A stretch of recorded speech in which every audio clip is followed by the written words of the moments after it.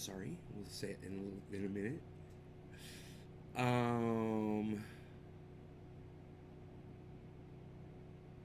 Okay, no more drop frames. But we do have a connection issue. Huh. Roger, how many fingers am I holding up, Roger?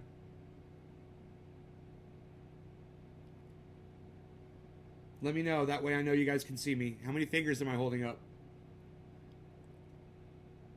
Hey, Nick.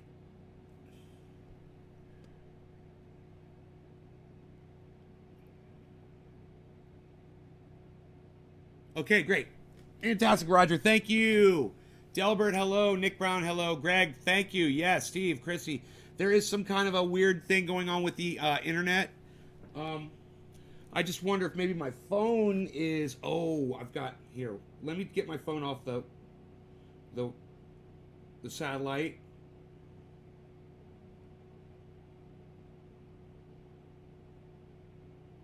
And let me get my other computer off the satellite. That might... I just want to make sure we don't have any connection issues.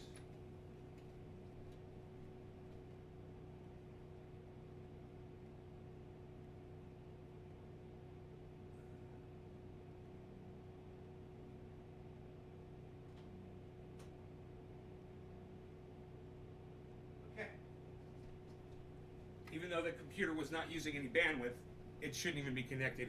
Chrissy, Nick, Tommy, Sean, Karsten. Hey, Karsten. Mel, hello. Devin. Vim, hey. Karsten, hey. Yeah, we'll see how many Trump 2020 posts we get in here today. And how many Bernie 2020 posts. Oh, let me just start with a Bernie post. All right. I hope I see a lot more of Bernie 2020 than I see of Trump 2020, guys. Oh, I can't chat. It won't let me chat. All right, well, maybe one of you guys will post Bernie 2020 for me. Wouldn't that be great? All right, in the meantime... Oh, man. Decisions here. So many decisions to be made.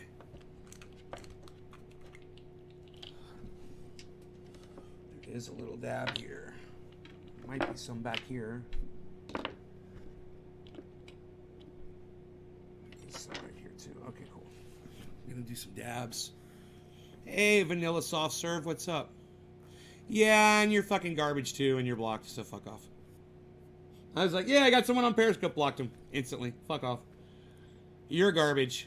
So go fucking be a garbage person somewhere else. Not on my live stream. Bernie. Yeah, look at that. We got a lot more Bernies now than we got fucking Trump 2020. Yeah.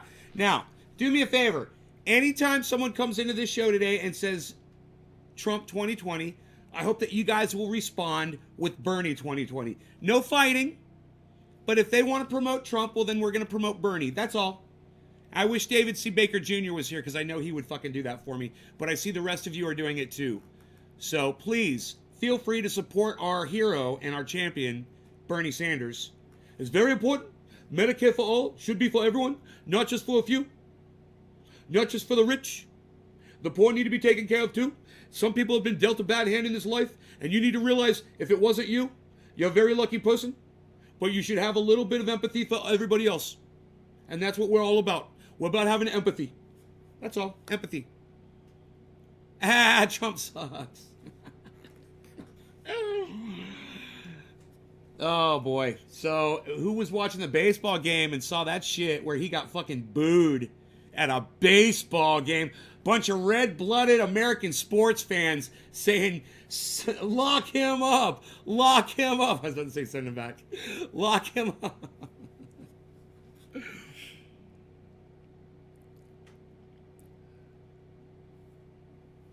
Yeah, Devin, fuck off. You're blocked. Don't you even come in here and question it. You're going to get blocked. Fuck off. Trump and the mayor in New York City are the two of the worst. I'm not here to debate you, man. I'm not here to debate you. I'm right, you're wrong, fuck off. I don't care about your opinion. How does that hurt your feelings? Sorry, I don't give a fuck. You obviously care about my opinion, though, because you came in here. But I don't care about your fucking opinion, so get the fuck out. If you can't say something nice, don't fucking say dick, you prick. I love the video. Sounds like the aardvark from the Pink Panther low. Is that what the aardvark from the Pink Panther sounds like? I might have to look into that. He talk like this? The aardvark from the Pink Panther, he talks like Bernie Sanders? Is that everyone wants to be like Trump because of his GFY's style and think it's cool, but it's devastating? Is it that everyone wants to be like... No, I don't think everyone wants to be like Trump. I don't know. The only people I think that want to be like Trump are Trump supporters. Those are the people that idolize him. They don't love him for what he's doing for them politically. They love him because he's a prick and he talks down to people. He's a bully, and some people like that. So it's not that everyone wants to be him. It's just, his supporters do, obviously. They fucking worship him. He can't do any wrong, and that's the thing. I was listening to Michael Signorelli yesterday on Sirius XM, and shouts out to Michael Signorelli. He's fucking Michelangelo Signorelli. He's fucking awesome. And he was talking to somebody about, Donald Trump, and this guy had written a book about Trump, and they were explaining why it is that Donald Trump seems to have such a devout, cultish following. And the guy said, anybody that follows Trump and doesn't see what he does and can't admit it, that is basically you're acting just like someone in a cult. If you can't criticize your leader, then you're in a cult. So if you're a Trump supporter and you can't say Donald Trump is a douchebag, then you're in a cult, man. But if you're a Trump supporter, you like what he's doing, whatever, you like his racism, you like his hate or whatever, but you can say, yeah, he was a fucking dick when he did that or that, well then, congratulations, you're not indoctrinated. But how many Trump supporters will call in to Michelangelo Signorelli's show and he will ask them, before we start, give me one good criticism of Donald Trump. Do you know he says nobody that supports Trump will criticize him? You know what that means? It means he's a cult leader. He's a leader of a cult. You're not allowed to criticize him.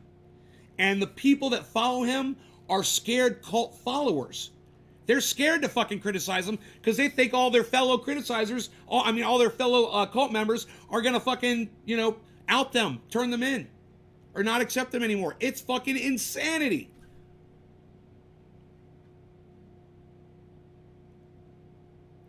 But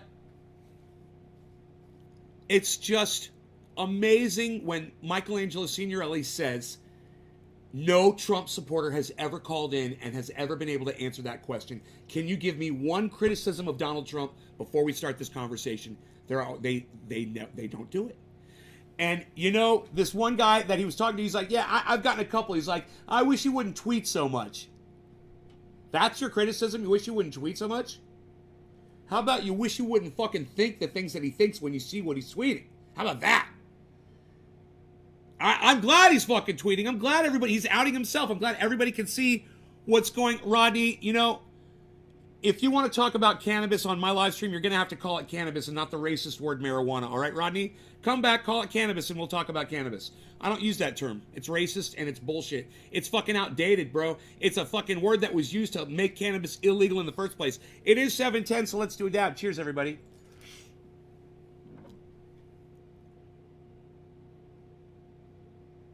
All right. No law regarding cannabis. Cannabis isn't for all. Cheers, everybody. Happy 7:10.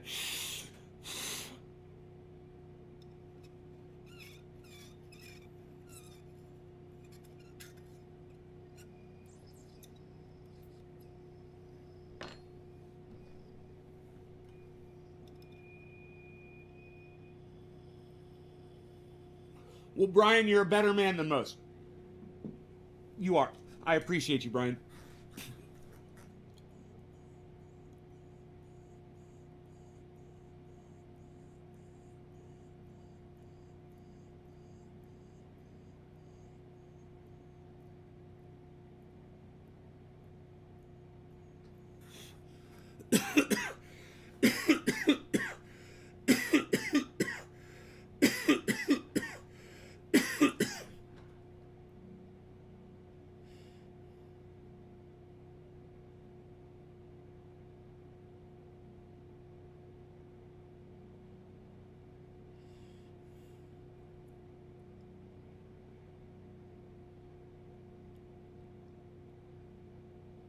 Cheers, Blue.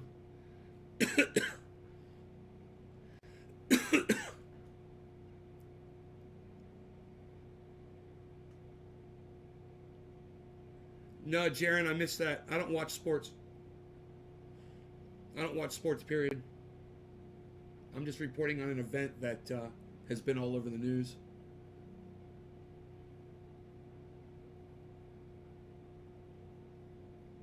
Good morning, Elizabeth. Thank you, Karsten. Yeah, fucking blessed day. Who needs that shit?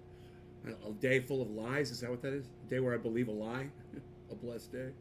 My mom is obsessed with Trump. She plays the news every morning on the way to school as a teacher. Podcasts about Trump. Wears the Trump hat and everything. It's sick. Your mom? Wow. She's going to be really disappointed if he fucking gets voted out or gets, or leaves. Your mom's a horrible person, Greg. Wow. Thank you, Kevin. I appreciate you. What time do I wake up? I wake up different time every day. Morning, Nate. Hey, Deb.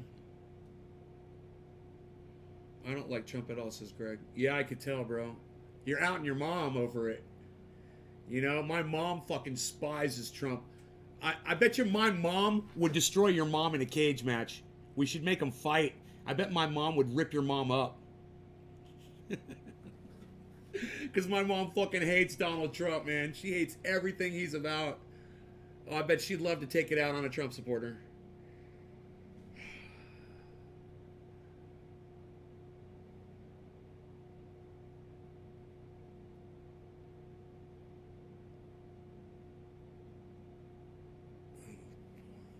Tina, what's up, UK? Hey, Brian. Good morning, Jan. A mom fight. Ugh. I just don't understand people, man. People are, I mean, you believe what you want to believe, I guess. You know, it's just like religion. You know, if you're in one religion and somebody else is in another religion, right, from another part of the world, they believe in one God, you believe in another, what are you going to fucking do? You know?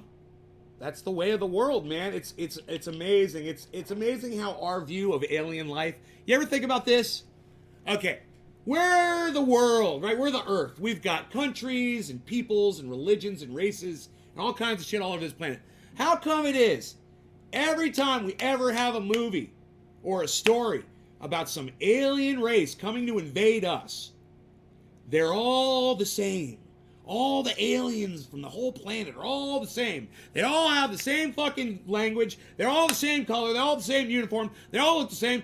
They've all come together on their planet as one race, right? And look at us. We're a fucking mess. You gotta wonder, why are alien, supposedly advanced species always portrayed as unified? You gotta wonder why. That's because the people that write these stories, they envision us one day being unified. If we were advanced, we would be unified, but we're not. That's why these people write these stories, to wake you the fuck up and see how stupid we all are. We're a bunch of fucking idiots, and we put someone like Donald Trump in there, and then, you know, there's no question as to why we are the way we are. We're not trying to get together, you know? We're literally starting wars in other parts of the world because we don't give a fuck.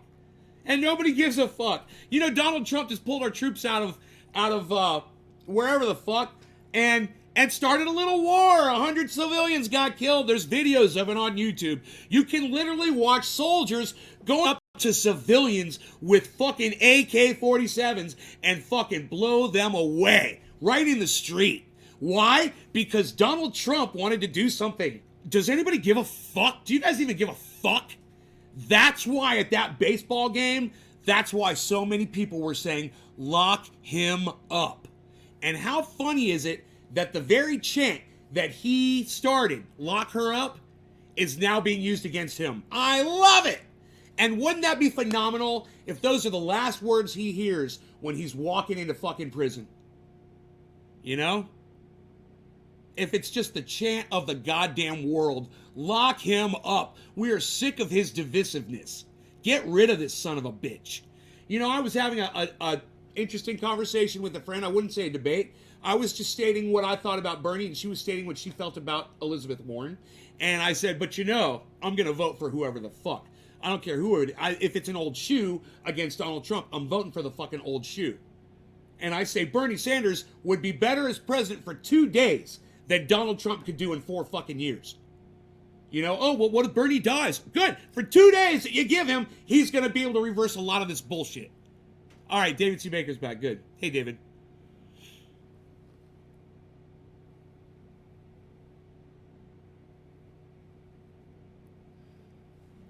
Yeah, you're a fucking liar, Seawalt. Welcome to my block list. Fuck off. Fucking idiot. That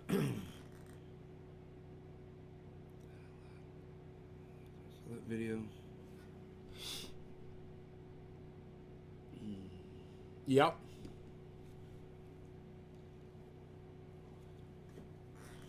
I laughed when I saw that video.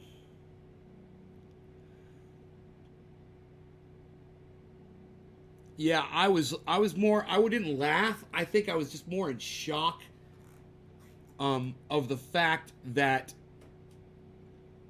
there's so many people out here that are convinced that Donald Trump is going to be the next president. But if you go to a sporting event and you're getting booed out of a fucking sporting event, that is a bad sign. It is a really bad sign. You know, you got to imagine, you see Trump in a rally, those are all his supporters there. But when Trump goes to a sporting event, you got to mix. You got to mix. And I didn't see anybody protesting the lock him up chant. You know, there's no fucking fights in the stands or anything like that. Doesn't look like anybody's really got a problem with the lock him up chant now. So, it's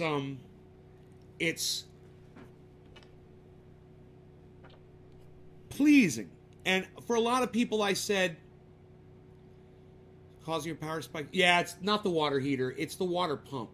It's my well pump. It's when my, Brian, thanks for asking. When my, and I had forgotten this the other day, and then one of you reminded me. When my water hose turns on to fill up my koi pond twice a day now, yeah, that's the draw on my power. It's crazy. So I kind of turned that back because I don't need it. I was overflowing it too much. So I cut that back a little bit. Donald, how come I never talk to you anymore? I'm talking to you right now, you little bitch. Do you feel better now? He should be banned from running a second term. They booed his face at the World Series game last night, David. Yeah, I understand, but I'm German. I don't have that much to lose. I thought he wanted to make America great again. He has... Oh. No, Brian, he didn't want to make America great. Okay.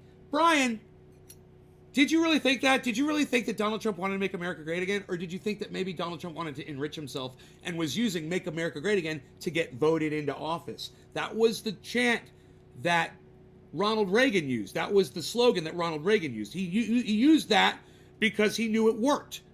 He wasn't saying that because he thought it up all of himself and he wanted to make America great. Somebody said, I think Make America Great Again would be a great slogan for you and it'll get you elected president.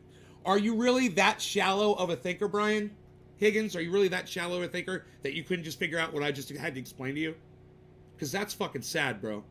Are we really that dumb, guys? As a people, are we really this stupid that we can't figure out the easy shit? This guy really just came in here and said, I thought Donald Trump wanted to make America great again. He really just said those words to me. And I'm just so devastated.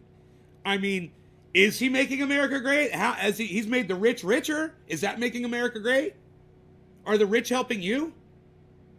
You know? Are the rich reaching out to you and making you richer? Because that's how that's supposed to work, and I don't think it really is. You know, not everybody is a fucking, not everybody is a housekeeper. You know? Not everybody is a lawn maintenance guy. You know? Now, I'm sure lawn maintenance guys and housekeepers are doing great right now for all those rich motherfuckers that are making a shit ton of money have disposable income. Do you know what disposable income is? It means you've got income that you can spend that you're never going to miss.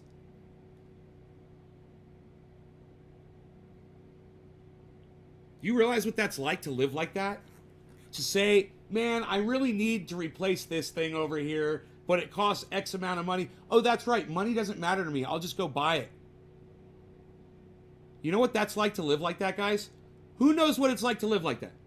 I want to know. Show of hands. Tell me if you know what it's like when you want or need something. Anything. For instance, this couch. You know, it's like a $1,500 item. I don't want this fucking couch anymore. I want a new couch. You gonna go out and buy one? Are y'all gonna go out and buy a new couch? You can just go out and buy a new couch right now. Anybody? And afford it and be comfortable and not even skin off your teeth. Oh, Greg does. Greg, good for you, buddy.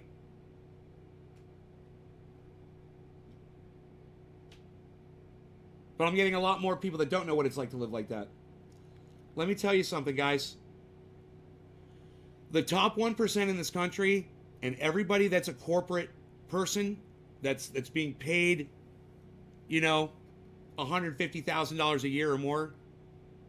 Michael Kelly's doing well. Michael Kelly, why don't you throw something my way, bro? You got disposable income and you're not a fucking Patreon for $1 a month? Really?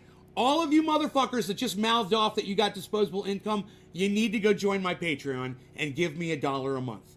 Okay? There's no excuse for you. Everybody else, you're excused. That was a try. I gotta remember that. I gotta remember that little thing. I gotta remember that. I gotta use that more often. That's hilarious. Yeah, I got disposable income. Fuck it. I can spend money on it. Send me some.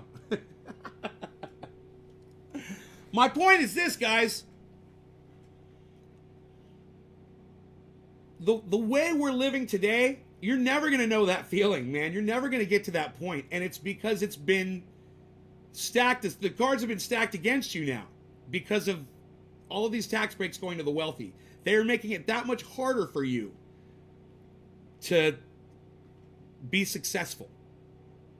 But they're making it real easy for the rich people to have more disposable income, which they've already had, guys. They've already had disposable income. They don't need more. This is a crazy amount of greed. I'm just telling you, man. I'm telling you, it's all around you, and nobody's telling you about it. You know, all of these pundits on the news that are making so much money, like Sean Hannity and what's her name? That fucking stupid cunt from MSNBC. The lying bitch that was all Russiagate. These people make so much money that's all they're doing. They're just doing their jobs and making their money. They don't give a fuck about you. Deb says, I don't have disposable income, but I'm a paid Patreon. Thank you, Deb. I appreciate you even more. In fact, I'm going to smoke this for you, Deb. Cannabism, tisms for all. No law regarding cannabis. Deb, thank you for being a patron member. I do appreciate that. Cheers.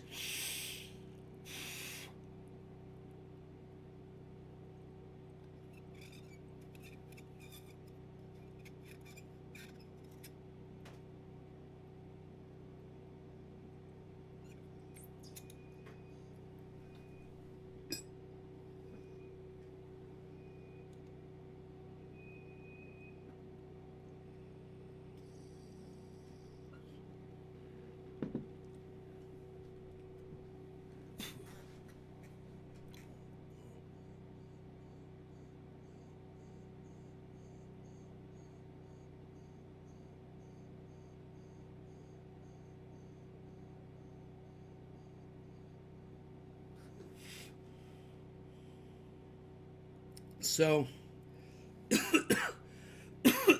Bernie Sanders wants to get rid of your student debt. How many of you are paying off a student loan? I wonder. Does that affect any of us? Is anybody here paying off a student loan? Let me know. They dropped the corporate tax from 35 to 27%. Greg Rafferty. Fucking you in the drive-thru. Add Jeannie Pirro, whatever her name is, that list. Oh, add them all, Brian. Every single person you see on the news. Every single person. The only one who finally made enough money, he finally made enough disposable income to walk away was Shep Smith. He actually gave a fuck. But he walked away from that job a multi-millionaire. You know, he can do anything he wants to with the rest of his life. It doesn't fucking matter. It's too bad too, because he was actually in a position to really inform people, to out what Fox News was doing, and now they've just lost one more person that was a shining star, a shining beacon of fucking truth. He would actually call out his own. He would actually call out Fox News on their bullshit. You have a student loan, Brian is? Bad Blue Jaw says 3 minutes. David C. Baker. Student loan, 5,000 left. So we've got 2 people in here out of how many? 60 so far? 2 out of 60 that have a student loan? Man, I gotta say, I'm impressed. That's 2 freaking people just watching my show that would be effective if Bernie Sanders became... Save you $5,000 right there. He'd get rid of your student debt. That's fantastic. And then if you're not, you know, how many of you, okay, show your hands. How many of you are paying for health care right now? And I'm going to tell you, I pay almost $600 a month for mine. I pay almost $600 a month for my fucking health care. All right? What do you guys pay for your health insurance? Has anybody got health insurance? I want to hear from you if you do have it. I want to hear from you if you don't have health insurance, because I'll tell you what can happen to you if you don't have health insurance. Brian's got $7,000 left. 2 student loans unlimited. Yeah, but yours are paid off them. Good morning, Susie Forth. Just watch the harvest. What a harvest. Mike Mitchell, thank you. Structural engineer. Student loan, David C. Baker Jr. Vincent, me. Dennis Arthur. A-Dub, what's up, son? Vincent, $300 a month. I don't have any, can't afford it. Run it through a business.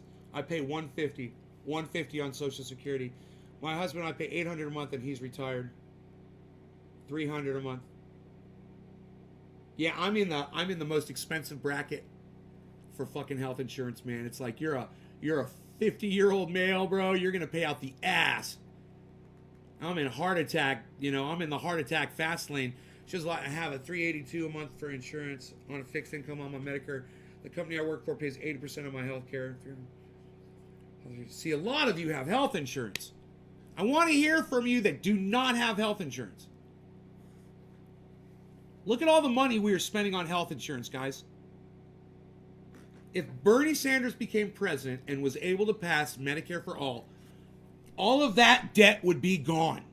He's wiping your debt away. Now, think about it. Yeah, your taxes go up a little bit.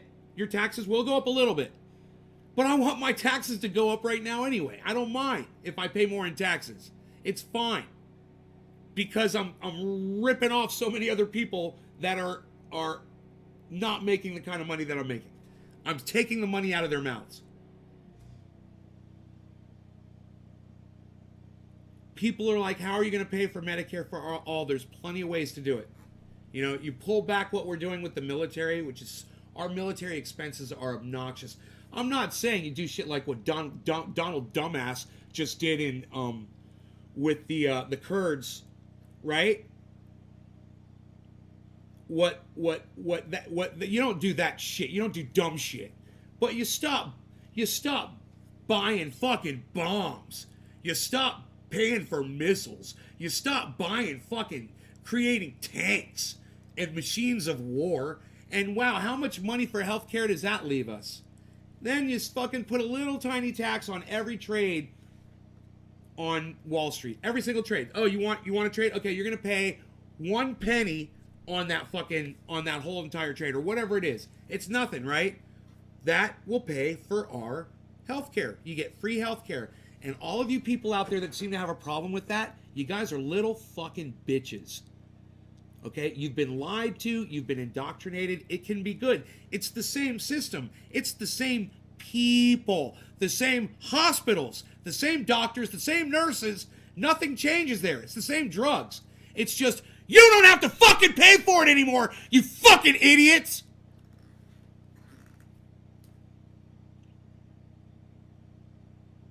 You know?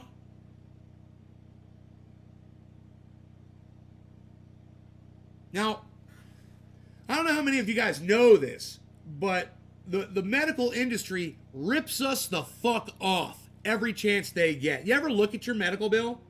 When you go to see your doctor and you look at it and you read it, really? That costs that much? Really? That? Oh, and insurance covered how much?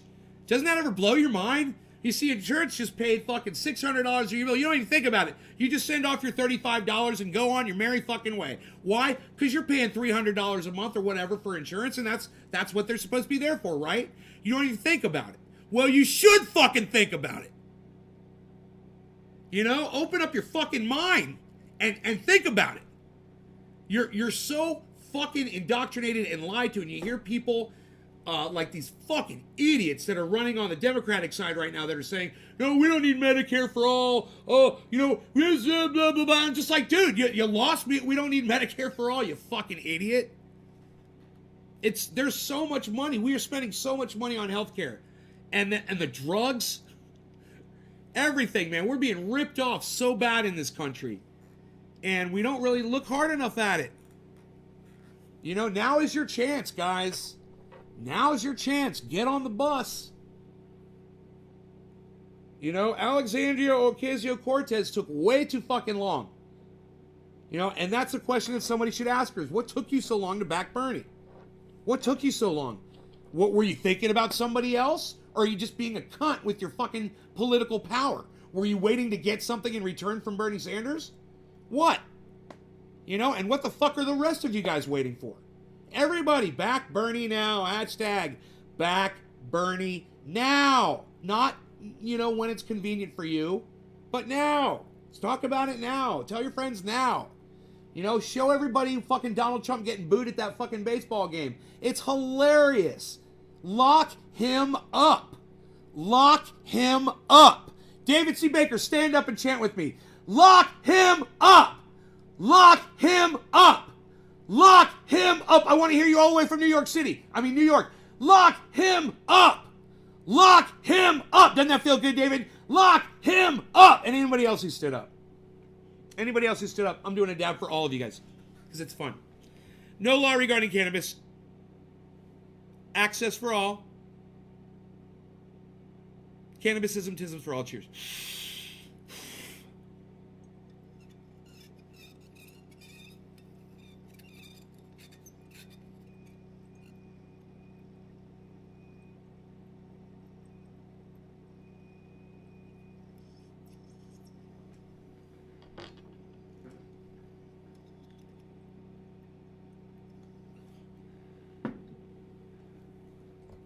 You know, people are like, I don't hate Donald Trump. I'm like, yeah, I hate Donald Trump. I fucking hate him. I hate the person. I hate the man. I hate everything about him. I hate his family. Oh, I hate his fucking family. I hate his entitledness. You know, the way he thinks he's entitled to everything. I hate the way he thinks, like, this is all divinely inspired. I hate the way he denies climate change. He lies to people. He doesn't care about your welfare while purchasing climate change insurance for one of his golf resorts and then looking you in the eye and saying that climate change is a hoax.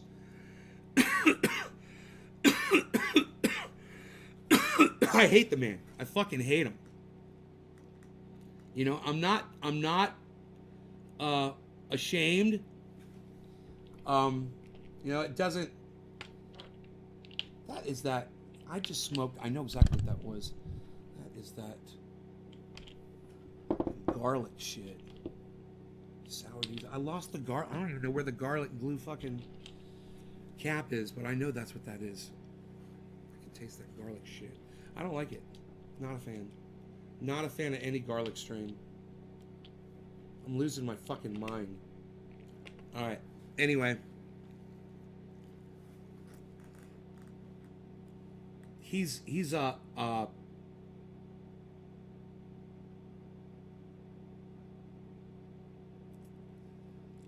pathetic example of what humanity is capable of becoming. You know, it's like I'm not comparing him to Adolf Hitler, but like Adolf Hitler was an example of something that could be created by mankind that could be so disgusting. Same with Donald Trump. He's a product of humanity that's disgusting in his own way. You know, where it comes to wealth and money and privilege and divisiveness. You know, I really hope that you guys will start listening to Kyle Kulinski's Secular Talk. I really hope you guys will listen to him. He is really good at talking about this stuff. He finds clips of Donald Trump saying the most obnoxious shit, and he lets you hear it for yourself. And sometimes it's hilarious. He'll play something, and then I'll cut back to him, and there'll just be silence for a few seconds, you know? Sometimes I'm not looking at the screen. I don't even look at it because I know he's just sitting there shaking his fucking head. Or he's doing this shit. Because he fucking gets it, man. Kyle Kulinski from Secular Talk on YouTube gets it. And he's doing a debate with Charlie Kirk, who is a massive Donald Trump supporter. This guy loves Donald Trump. He can do absolutely no wrong, no criticism for the man whatsoever. And Kyle Kulinski's debating him, and I'm watching the debate. In fact, I don't know. I don't know if you guys would be interested in seeing a debate between Kyle Kulinski and Charlie Kirk. Because Charlie Kirk is good, man. He's a good debater. He brings a lot of facts. It makes him hard to debate. Because he's like, this is how the economy's doing. This is how, you know, the employment rate for blacks, employment rate for Hispanics. This is how, you know, blah, blah, blah. Charlie Kirk names all this shit that's positive that Donald Trump is supposedly responsible for. And then he leaves Kyle Kulinski there to fucking defend all of it. And I didn't get all the way through it. You know, I started watching it, but I didn't get all the way through it. And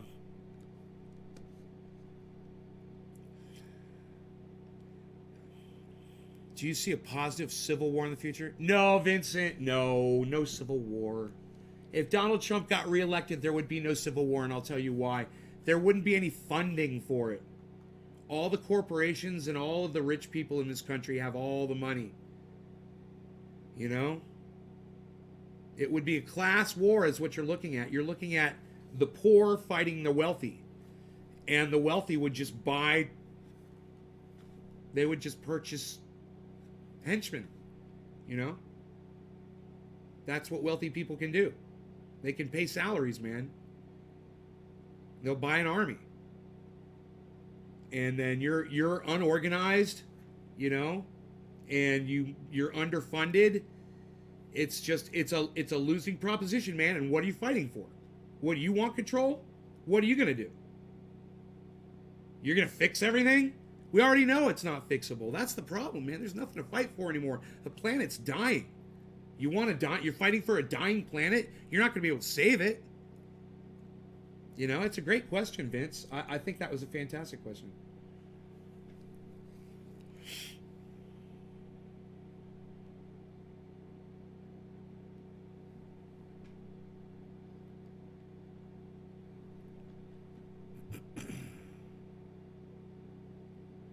Hey, David. Hey, Curtis. Michael Kelly. This is the best statement in the world. I wish I could pin this. Michael Kelly says, "You're a fucking idiot," but he misspells "your," not the apostrophe and the E. But I'm the idiot. I love it.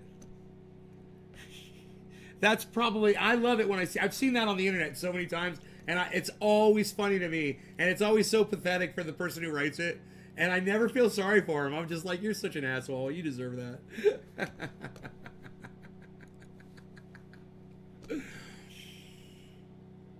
It's on list recommend. The only spelling could do okay. None of you are interested in that, so I'm not going to play it. That's cool. But I am, and you know it's weird. I'm here. It's not popping up on my history, my watch history. Isn't that weird?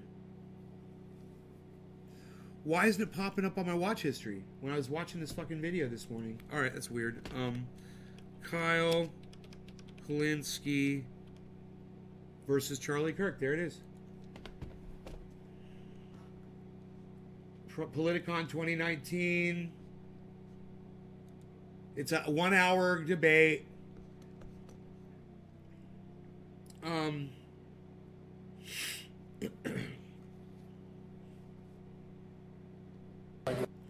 Yeah, it has there's no record of me watching it whatsoever. But the American veterans are trained killers. But the American veterans are trained killers. Yeah, how many of those American veterans are on your side and how many are on the other side? You think all veterans support you, bro? I got news for you. They don't.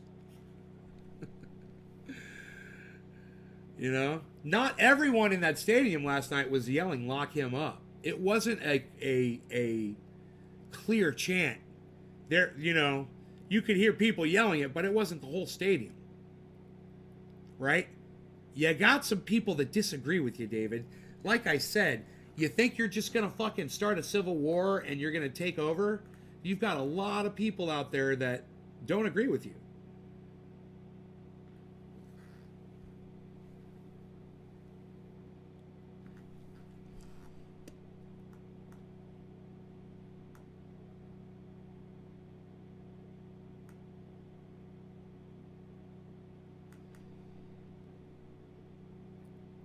Robert Quigley. What's up, Quigley? Quigley. I probably see sometimes.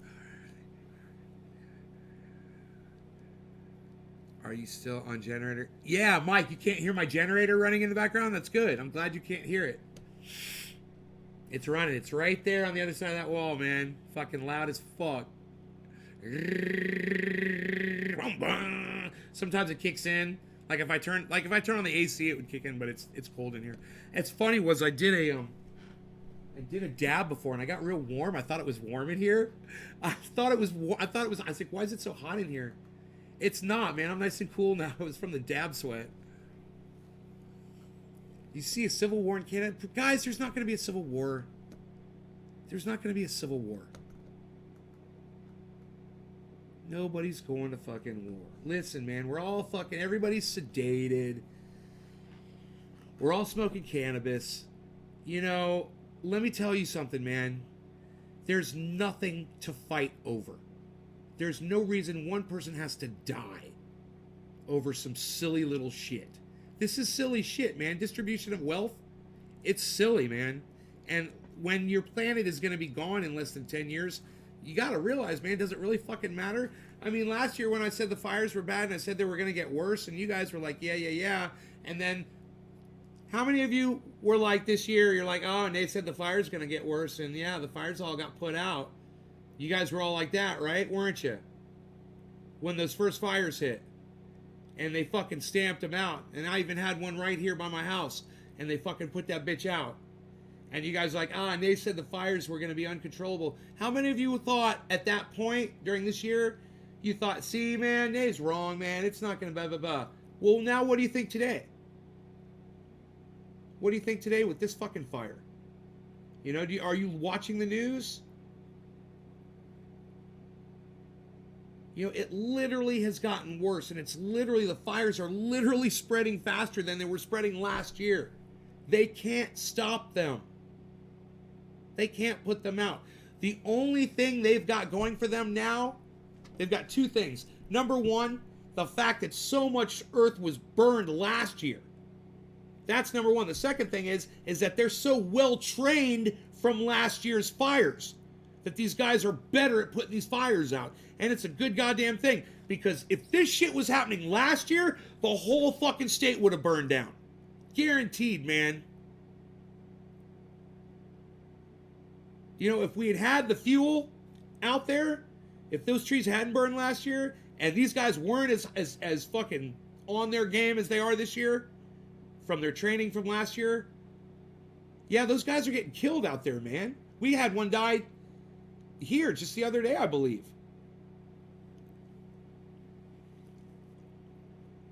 I mean, that's some real fucking shit. And at what point do you stop with all the, oh, we're going to have a civil war, and go, over what? Over what? I mean, you really think that we're going to fucking keep going? You really think there's going to be something left here? You know, you got this fucking Just Have a Think douchebag on YouTube. This fucking idiot. He used to work for a big oil company, right? And now he's in Mr. Science. What he used to do, he used to go out and do science or something for oil companies that wanted to fucking do, you know, they wanted him to go research areas and he was going to fucking do the impact. This is the impact that our fucking drilling was going to have on that area and whatever. That's what his job was. And now he's on the fucking internet on this fucking, his title is Just Have a Think. And I watch him all the time. He talks about climate a lot. And he said the dumbest shit today. It's like he doesn't even know what global dimming is. And for those of you who don't know what global dimming is, we produce a certain amount of pollution every day. Okay? From the oil and the gas and the coal-fired plants to fires burning all over the planet to all of that shit that we fucking do. All the pollution, all the cars, we produce all of this smog. That smog rises up into the atmosphere every day and protects us from solar cooking of the planet. Okay? When you turn off all of the pollution that we're making, that layer goes away and the sun fries us. And if you're wondering, well, why wouldn't have that had happened in the past before the Industrial Revolution? That's easy.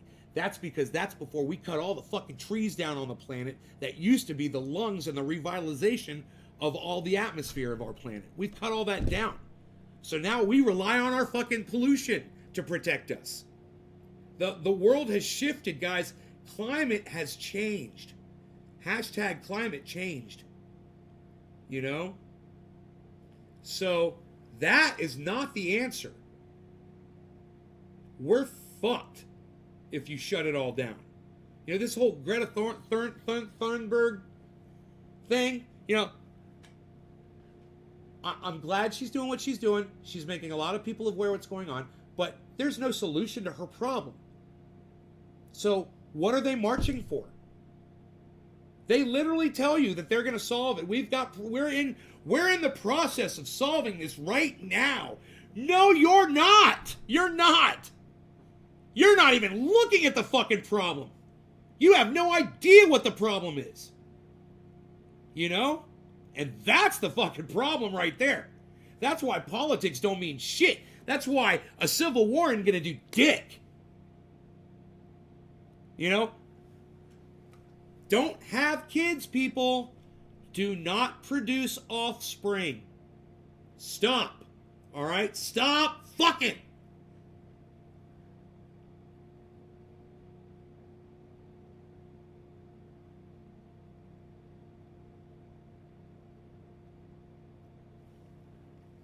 If you choose to have a kid now, you're just proving to people that you never loved that child at all. Don't do it. If you're planning on having a kid, don't fucking do it. Go do a little research. Go do a little research. You know? Go find out what this syndrome is that's around the world that women with kids are having where they're guilty that they had a child. There's a whole thing going on. You know why? Because they're learning the truth. They're guilty because they had a child without taking their fucking heads out of their asses and checking to see the state of our planet.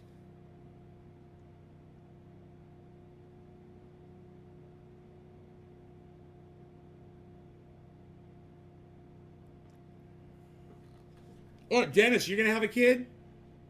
Or Dennis, are you going to go have a kid? Go have one, man. You don't love them. You're a shit parent. You're not a fucking parent at all. You're just a fucking sperm donor, bro. That's all you are. You know, I'm telling you guys. Go do a little research. Don't take it from me, man. And don't take it from Guy McPherson. I know a lot of y'all think he's crazy. Go do a little research, man. Go find out how many people have already died from climate. Go find out how many human beings have already gone extinct. We're going extinct. I don't know if you guys realize that. It's already started.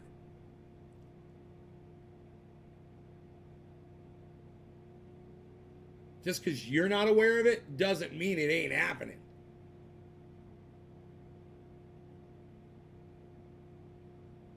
Newfoundland 420. Cheers. Hey, Mark. It's going good.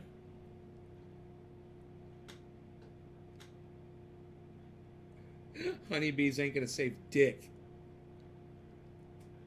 You know, honeybees aren't gonna be able to pollinate dick, Sherry, when plants can't grow because it's a little bit hotter and they can't fucking produce, chlorophyll.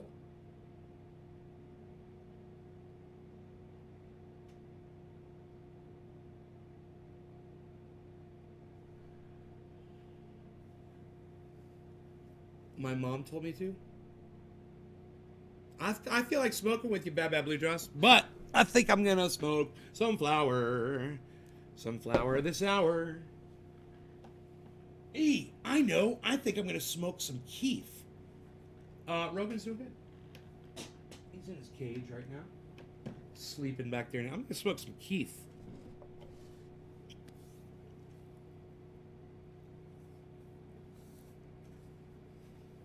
You're starting some beehives. That's great, brother.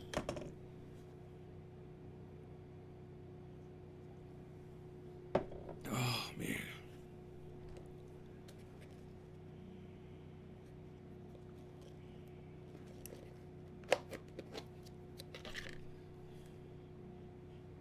We are so fucked. We're getting it from every angle with the climate. We're getting hit on all sides.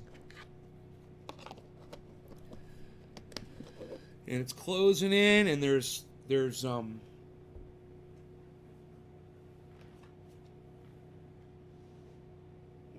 right, here, you guys want to see the scrape?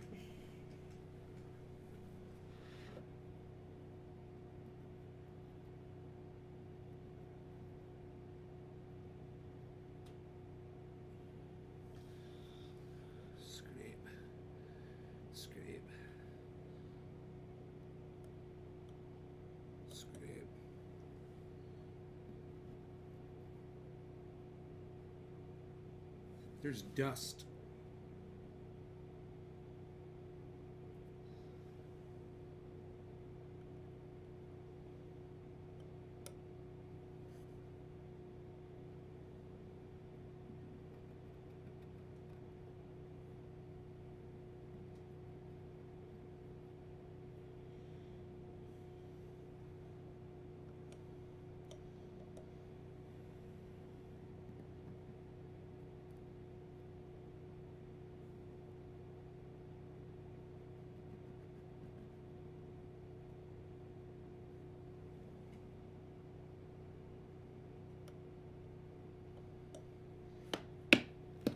The T is for trendy.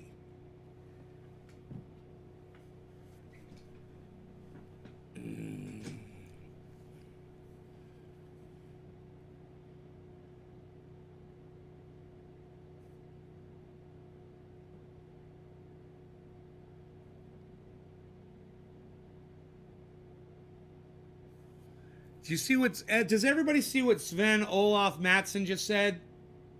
Let's scroll that back, because he seems to have more knowledge of this situation than I do. Sven says the civil war in Syria started when the farmers couldn't farm their land anymore due to climate change, so they crowded the urban areas and all hell broke loose, literally. It's already started, you guys. And a lot of y'all just don't want to look at these facts, and I'm here to fucking throw them right in your fucking faces, and make you see it. Because we're just, it's like I said, we're spinning our wheels, man, talking about revolution. Dude, you guys don't need to get angry about this. There's nothing to be angry about. We're way past that point. There's no one to be mad at. Voting isn't going to change a goddamn thing. When you go ahead and vote for Bernie Sanders, so at least we'll have some self-respect, in our last few years.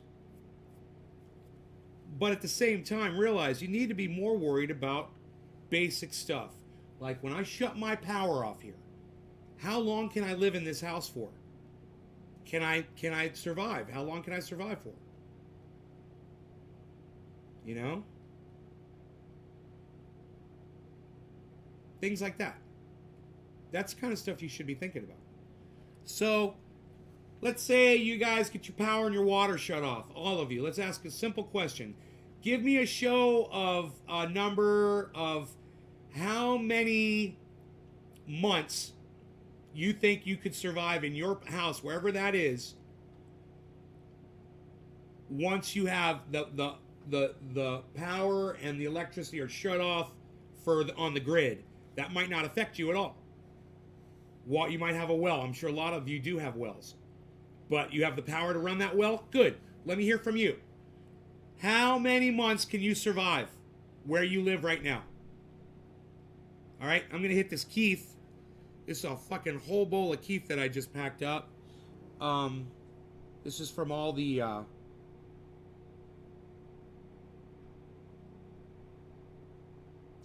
all the trimming I've been doing. I'm glad to see there's not a lot of hair in there, which is great. I don't see dust particles. You could last a year, Karsten says. 1 month, says Danger Ranger. 9 months, says David Honey Sr. 9 months? You got 9 months worth of food?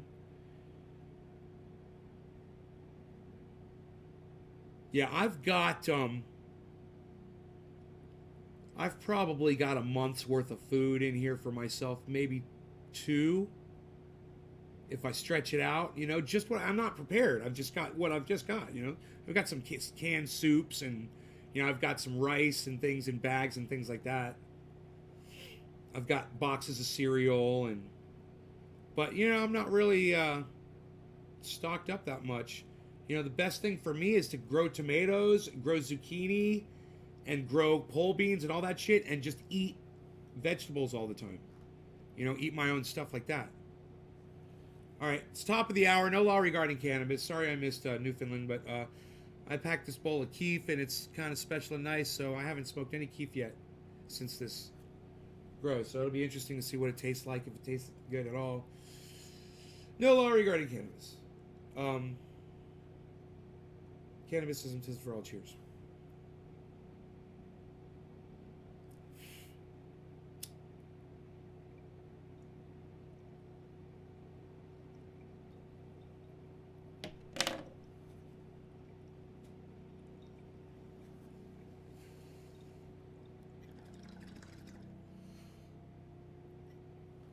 Oh, that tastes good.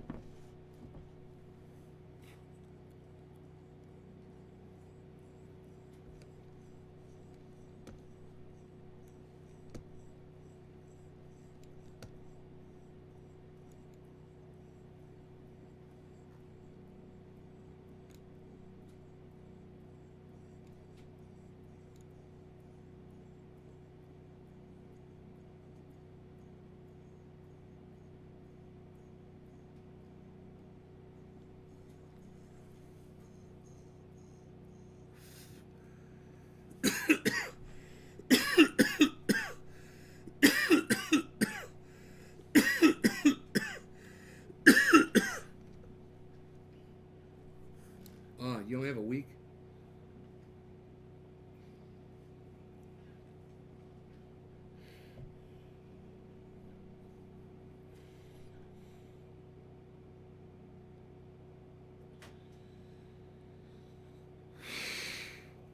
So if you guys are okay with those times, then just keep living the life you're living. Keep doing what you're doing. Everything is going to be, you know, that way. If shit goes down, you know, that's how much time you got left. Go find a fucking vacant house somewhere, whatever. There ain't going to be any food in it. You know? It's not like you're just going to find a house that's just going to be all stocked up and shit. Ready. Your best bet is to stock up at home, you know? And have a you know, a year's worth of backup food. And figure out how you're going to have water. And power isn't really a necessity anymore. You don't fucking need power, really. If all your food is all dry goods, you know, you eat everything that was in your fridge and your freezer, fucking take care of that shit first.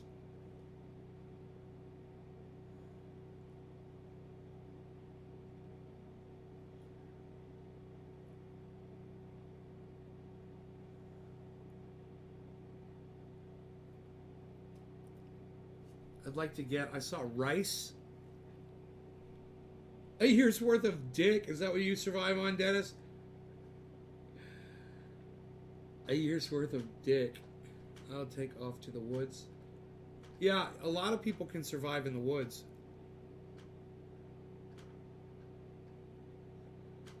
You know, you guys turn on YouTube and go watch yourself a few survival videos. They will show you how to build a home with very limited tools out in the woods. Now imagine a lot of these guys that are doing this, they have a chainsaw with them. They have, you know, hand saws. They've got different kinds of tools and things like that. Make sure that when you're watching these things, you're watching, you realize what kind of tools you're going to need. But you can, you know, you can basically build yourself a home, a log cabin, if you can be near a water source, and you can figure out how you're going to eat. Remember, man, all you people are like, yeah, I'm a hunter, I'm going to survive off of deer and live off the land. Yeah, what's up when you're out of fucking bullets, fucking deep thinker? What are you going to do when your last bullet's gone? Well, I be hungry, I guess.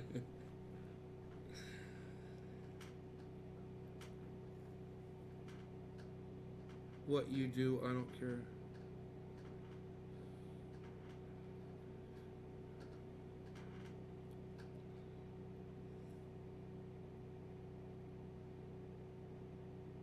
Water's the main problem.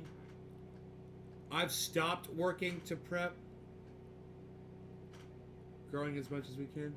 You live in Sweden, bro? That's awesome. You were watching my show in Sweden. I think this is the first time anyone's ever told me they've been watching my show from Sweden. Can I order payroll? Yeah, go to the website, trendyasdabbers.com, Mark.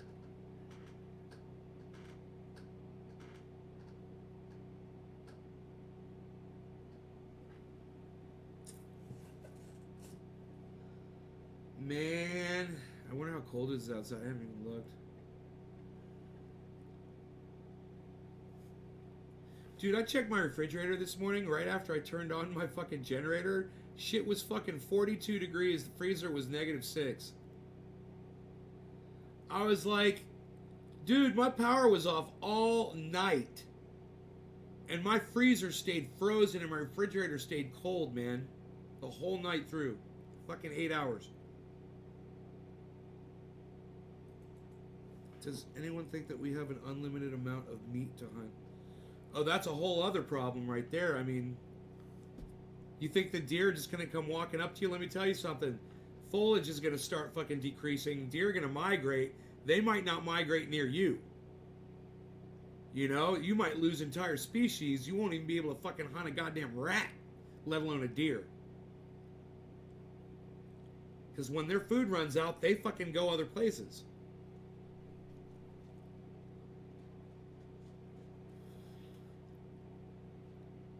You need water, you need food. You need water, you need food, you need shelter. Hey, buddy. Hey, when did you wake up? Did you wake up, buddy? Hey, how are you? How are you doing? You want to go outside? You want to go outside, buddy? Oh, you bit my face. Ow! Why are you biting my face? Why are you biting? Ow! Why are you biting my face? By my face. Mwah. I fucking bit my nose, man.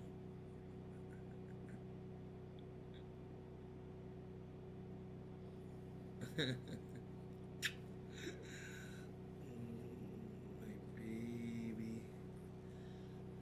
My baby boy.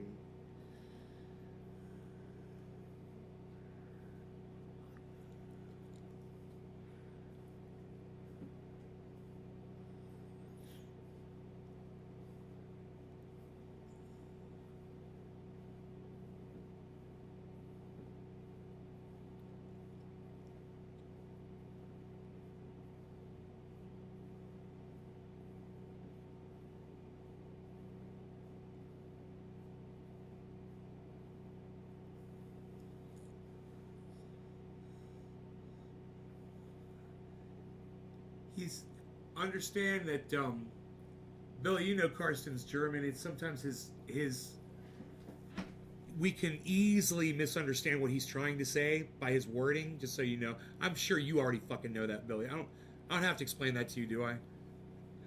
Because sometimes he's a little his English isn't perfect. But he's good. He communicates well. You just kind of got to realize when he misuses a word or something.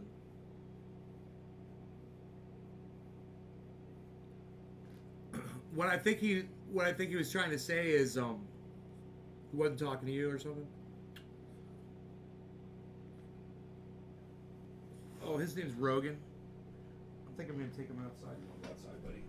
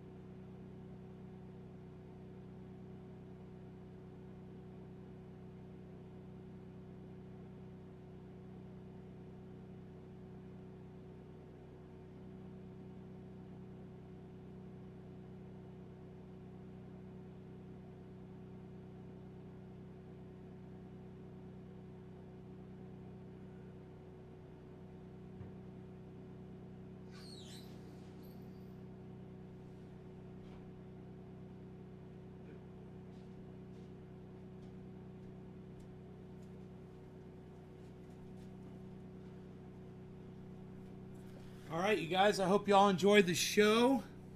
Thank you so much for tuning in. I will see you on the after.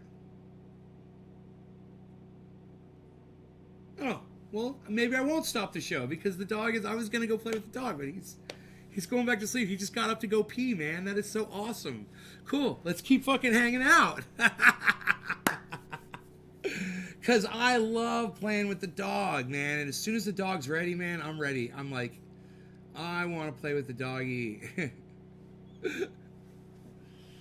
Oh man, he's so cute. Ugh.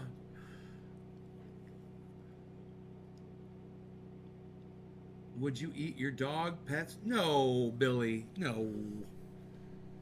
I would eat my fucking dog.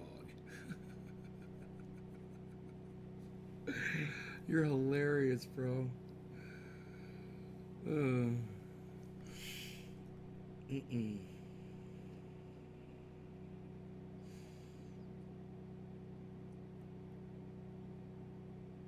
I mean, because then you eat them and then what? Then what do you eat? Oh, that's right. There's nothing left. So now you've got no food and you have no companion. Wow. That'd be like fucking Tom Hanks eating Wilson on the island, his little volleyball bit friend. It's leather.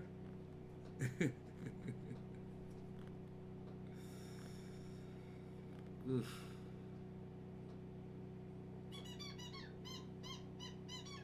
Oh, he's awake now. He's awake now.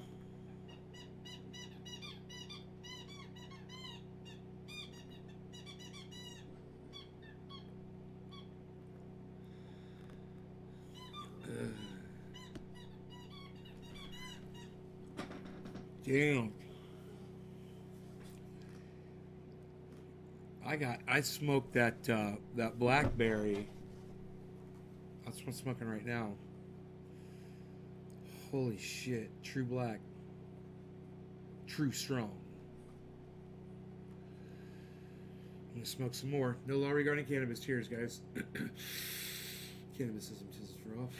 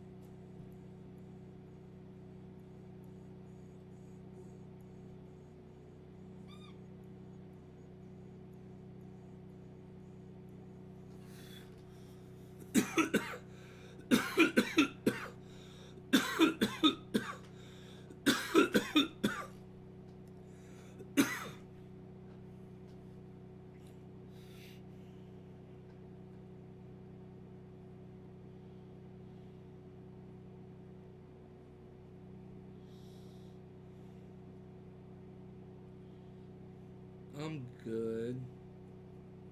Somebody's coming down the stairs.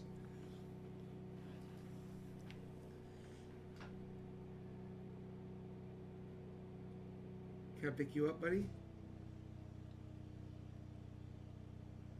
No? I won't pick you up. I won't pick you up. Come here. Come here. Let me pick you up. Please. Can I please? Can I please pick you up? Can I please pick you up? I want to please pick you up. You can let me pick you up? I can pick you up? Okay, let me pick you up. Thank you. You came right over. Oh my God. Thank you, buddy. Let me pick you up. Oh, I love you so much. Oh, I just want to pet you and tell you how amazing you are. You're beautiful, and you're amazing, and look at your face. It's perfect, and you got a big head. We all need to just turn Amish, says Jaron. You want to be Amish? You want to be Amish? I already got the beard started. I got the honest Amish beard started. Oh, look at you. Look at you. You shouldn't bite me, though. You shouldn't. No bite.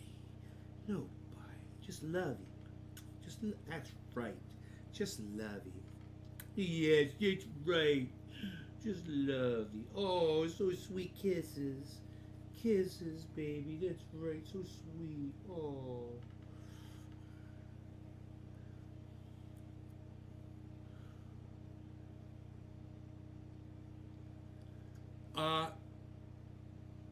No, Mark, I don't. I do not. Great question, though, Mark. I do sell an oil for pain, though, that you should probably check that out. TrendyAsDivers.com. And it works, you know. And I help hundreds of people with that oil.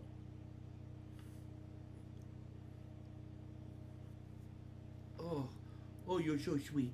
Oh, you're such a sweetie. Oh, look at that babu. Oh, what? What? You're the baby. You're the piglet. You're the little piglet. Oh, you're biting your daddy. You're biting your daddy. I'll sit here and do this for fucking 2 hours. I don't give a fuck. I love this dog so much. Oh my God, I love this dog so much. He'll bite me. I don't mind. I tell him he's a bad boy. Be nice to your daddy. Be nice to your daddy. Your daddy loves you. Be nice. No bite. Why you gotta bite? No. Rogan. Give me a kissy. Thank you. Thank you. He's a little bitey boy. Dude, Mark, Billy, should we just let him keep... Should we let him just keep asking? It's fucking hilarious. Thanks for the comment, bro. Thanks for the view in the comment, bro. Keep watching. Oh, you're a good boy. You're a good boy. You're a good boy. You're a good boy. You're very good boy. You're a very good boy. You're a very good boy. You're a very good boy.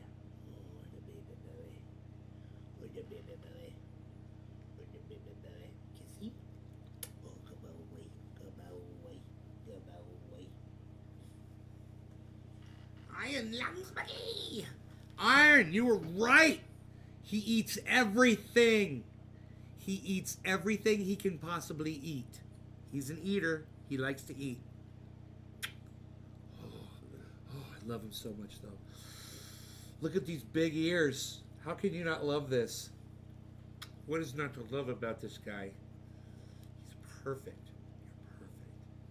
You're perfect. You know you're perfect. You know you're perfect. You know you're perfect. You know you're very perfect. You know, except your butt slides off all the time. His butt slides off. His butt's always sliding off. He's got a big old butt. Is that the problem? Horseshoe butt? I call him horseshoe butt. Muscle butt. What? He's a little muscle head. Little bean head. I got a million names for him. Pole bean. Big head. Chompy. Like right now, he's chompy. Are you chompy? Are you chompy? You're chompy. Definitely chompy. Definitely trying to chomp me. Chompy's definitely trying to chomp me. Chompy's definitely trying to chomp me.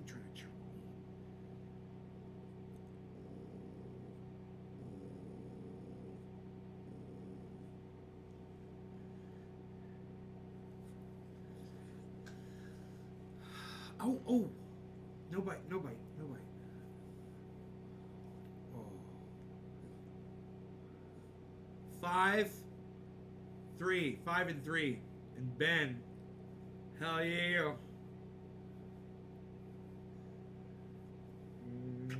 Oh, you're beautiful. Oh, you're beautiful. Oh, you're beautiful. Oh, you're beautiful. Oh, you're beautiful.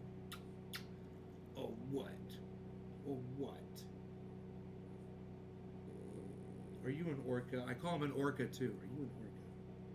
You're an orca that swims in the ocean. Yes, you are an orca that swims in the ocean among the fishes and the whales, and you are friends to all fishes, except the ones that you eat, because you like to eat some of them, and so you do. You're the funniest, cutest little puppy in the whole world. I wish they could see your facial expressions. He's got his face turned away from the camera. I wish you could see the faces he's making.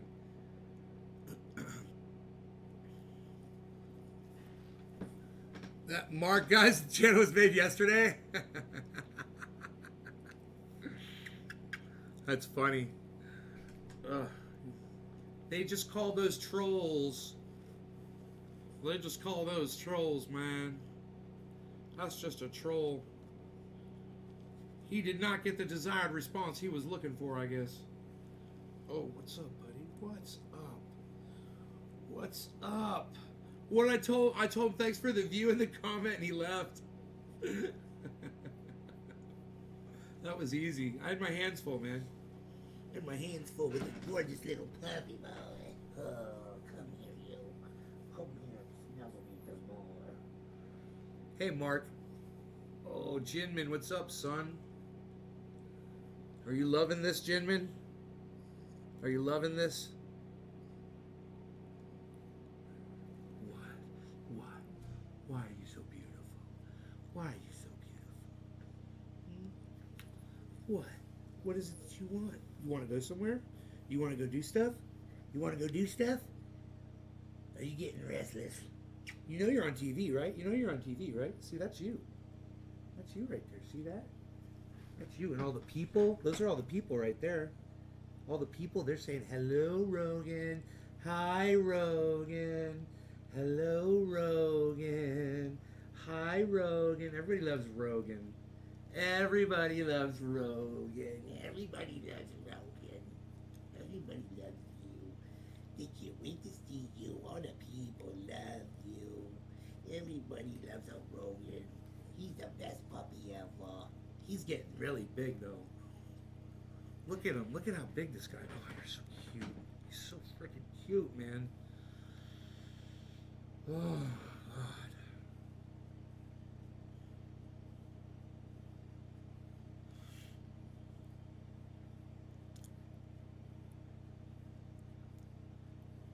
Yeah, he's gonna be big.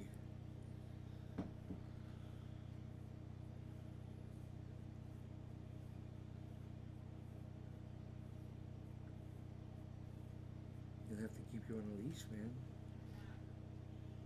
No wonder you can run now. He can run.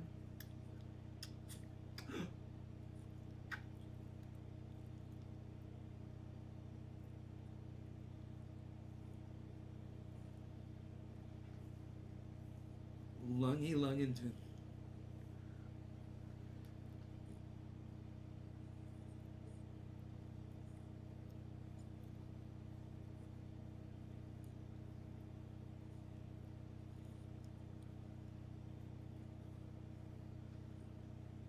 I lungs McGee.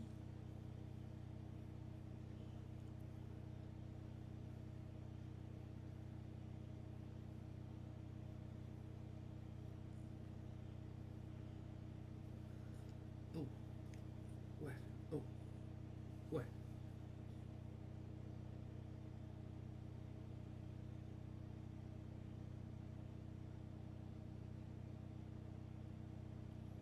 Johnny, thanks for asking. We're doing pretty good, bro, as far as the fires are concerned. Um, yeah, they did a back burn. Somebody came in the other day. They asked about back burn. I was like, they don't fucking do back burns this time of year. Blah blah blah. They did a fucking back burn, man, and it really helped us. So they it was in the direction of where my whole community was, and they did this back burn, and the wind blew the fire in the other direction. You know.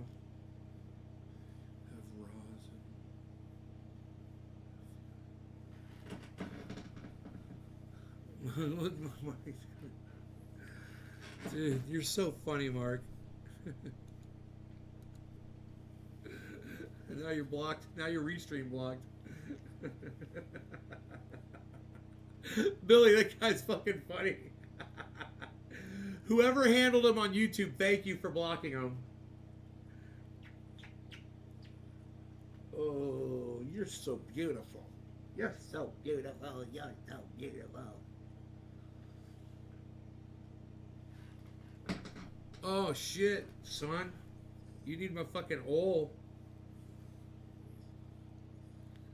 Oh, oh. You be nice to your daddy. You okay? You okay? You okay, buddy? What? What are you doing? You okay? My baby, okay.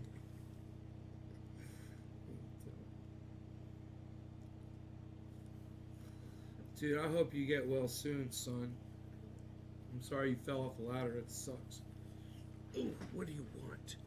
What do you want? You want to go outside again? How about we go outside one more time? First.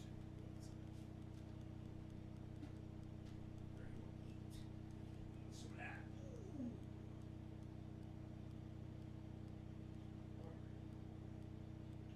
go.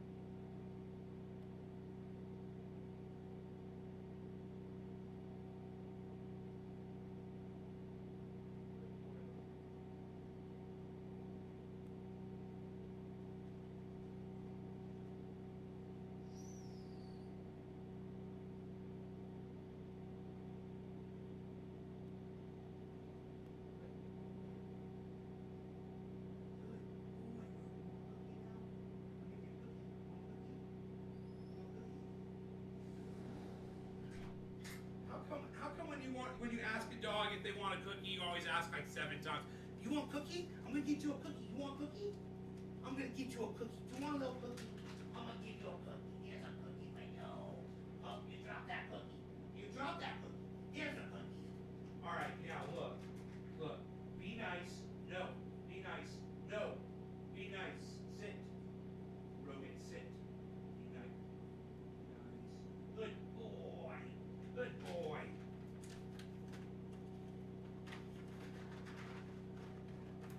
Want some milk, please? Okay, look. Be nice. Be nice. No. No biting. Be nice. Be nice. There you go. Good boy. Good boy. You like those? Want another one? Be nice. Good boy. No. No. Be nice. Be nice. We'll try one more, okay? Be nice. No, no, no, no, no. Good boy. Good boy. All right, here's the rest. Look, Roby, look, look, look.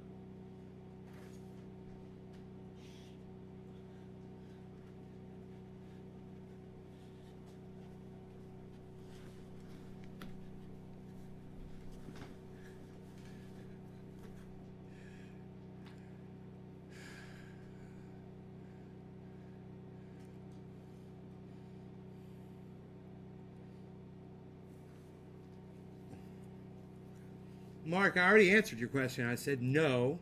I said, but if you're looking for pain oil, go to my website. It's trendyasdowers.com. I don't do any of those other things that you're trying to mention.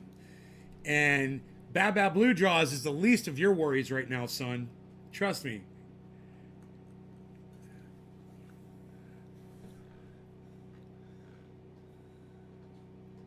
Bottom of the hour. Cheers, everybody.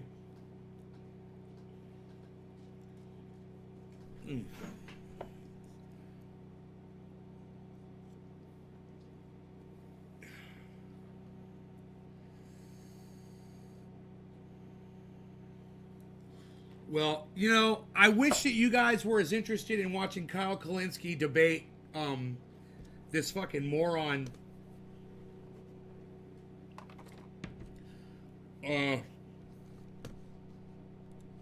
Charlie Kirk as I was, because I want to watch it. I'd watch it with you if you guys wanted to watch it. Is what I'm trying to say here. That's the general. Oh, really? Did that just happen? Ah, motherfucker. Motherfucker. Motherfucker. Okay. Oh, God. I didn't even talk about it.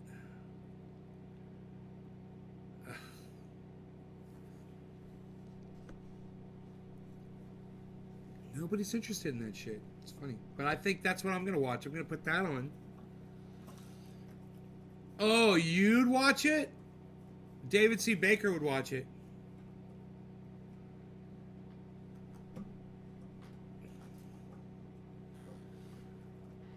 Your lost title?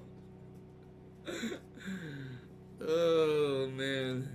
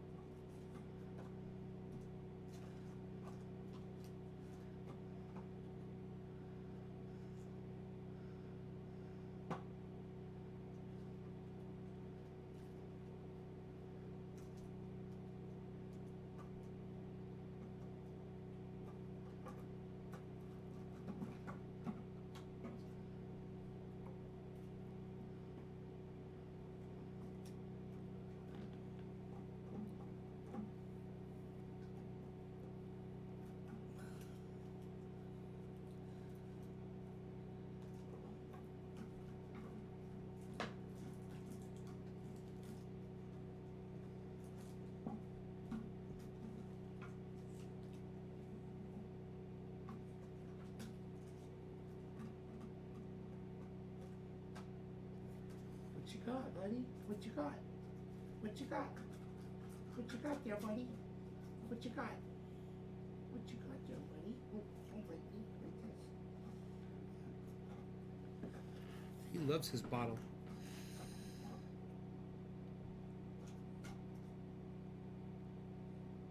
Oh, well, look, you guys, just watch a little bit of this with me, okay? I mean, at least David C. Baker will watch it.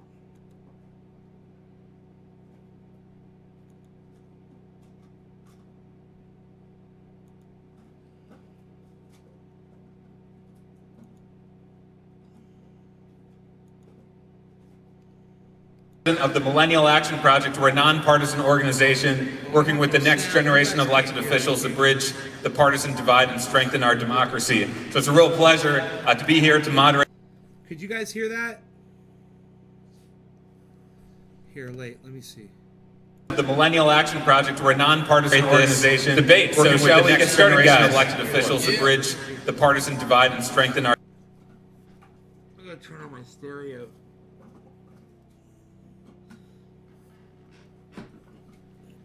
That's never the easiest thing to do.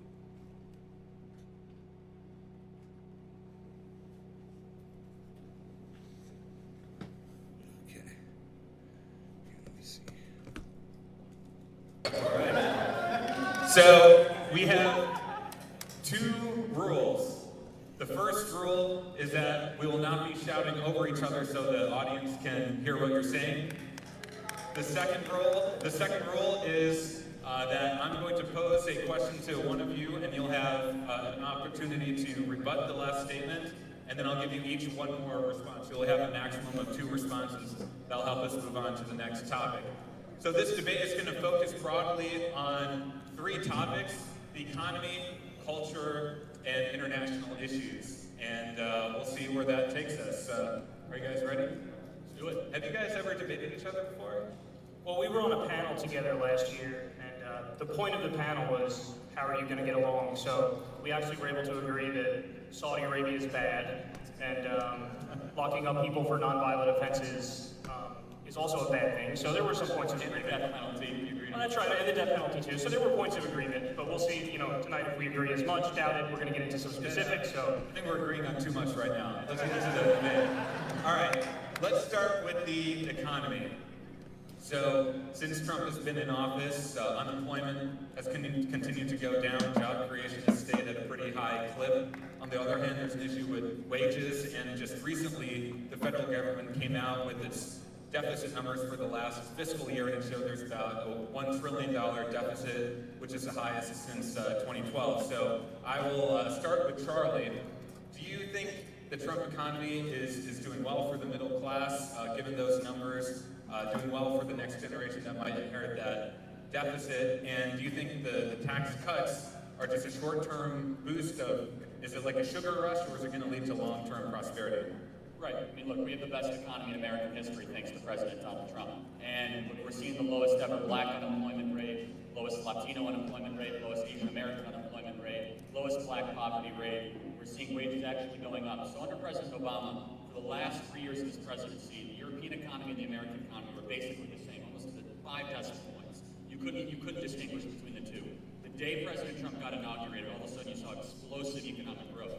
So under the last 18 months of President Barack Obama, we have a 1.5% GDP growth. President Trump doubled that after his first year in office, and we got even more than that. We went as high as 4.2% in 1 quarter last year.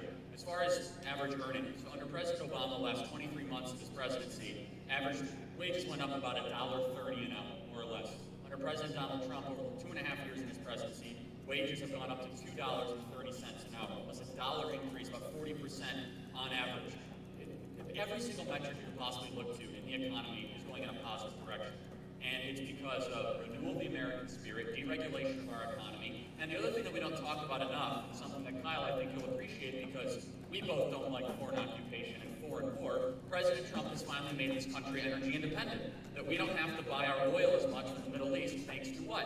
Fracking, natural gas, and innovative technology that a lot of people on the left want to outlaw and completely get rid of. We are now, for the first time in American history, exporting more oil than we are importing. So we don't have to buy oil from maniacs in the Middle East that hates our guts, and entire civilizations and theocracies that want to destroy America. And that's a very positive thing that doesn't get talked about a lot. And look, the broader picture is here, is that The economy is so good that even President Barack Obama is trying to take credit for it, right? I mean, we are seeing an economic renaissance, the likes of which is historic and unprecedented. We were through an economic malaise under President Barack Obama, and now we are seeing prosperity that is totally amazing. And whoever's the credit for it, Kyle, we can debate that back and forth, but the results are not to be debated. I have a packet of the most amazing economic success you could possibly imagine. It's a good thing that we have the lowest black unemployment, Latino unemployment, Asian unemployment, disabled unemployment, lowest ever black poverty rate. My favorite statistic, I'll close with this, 6 million people are no longer on food stamps, and now in the labor market, that's 6 million people that don't have to go get food stamps anymore,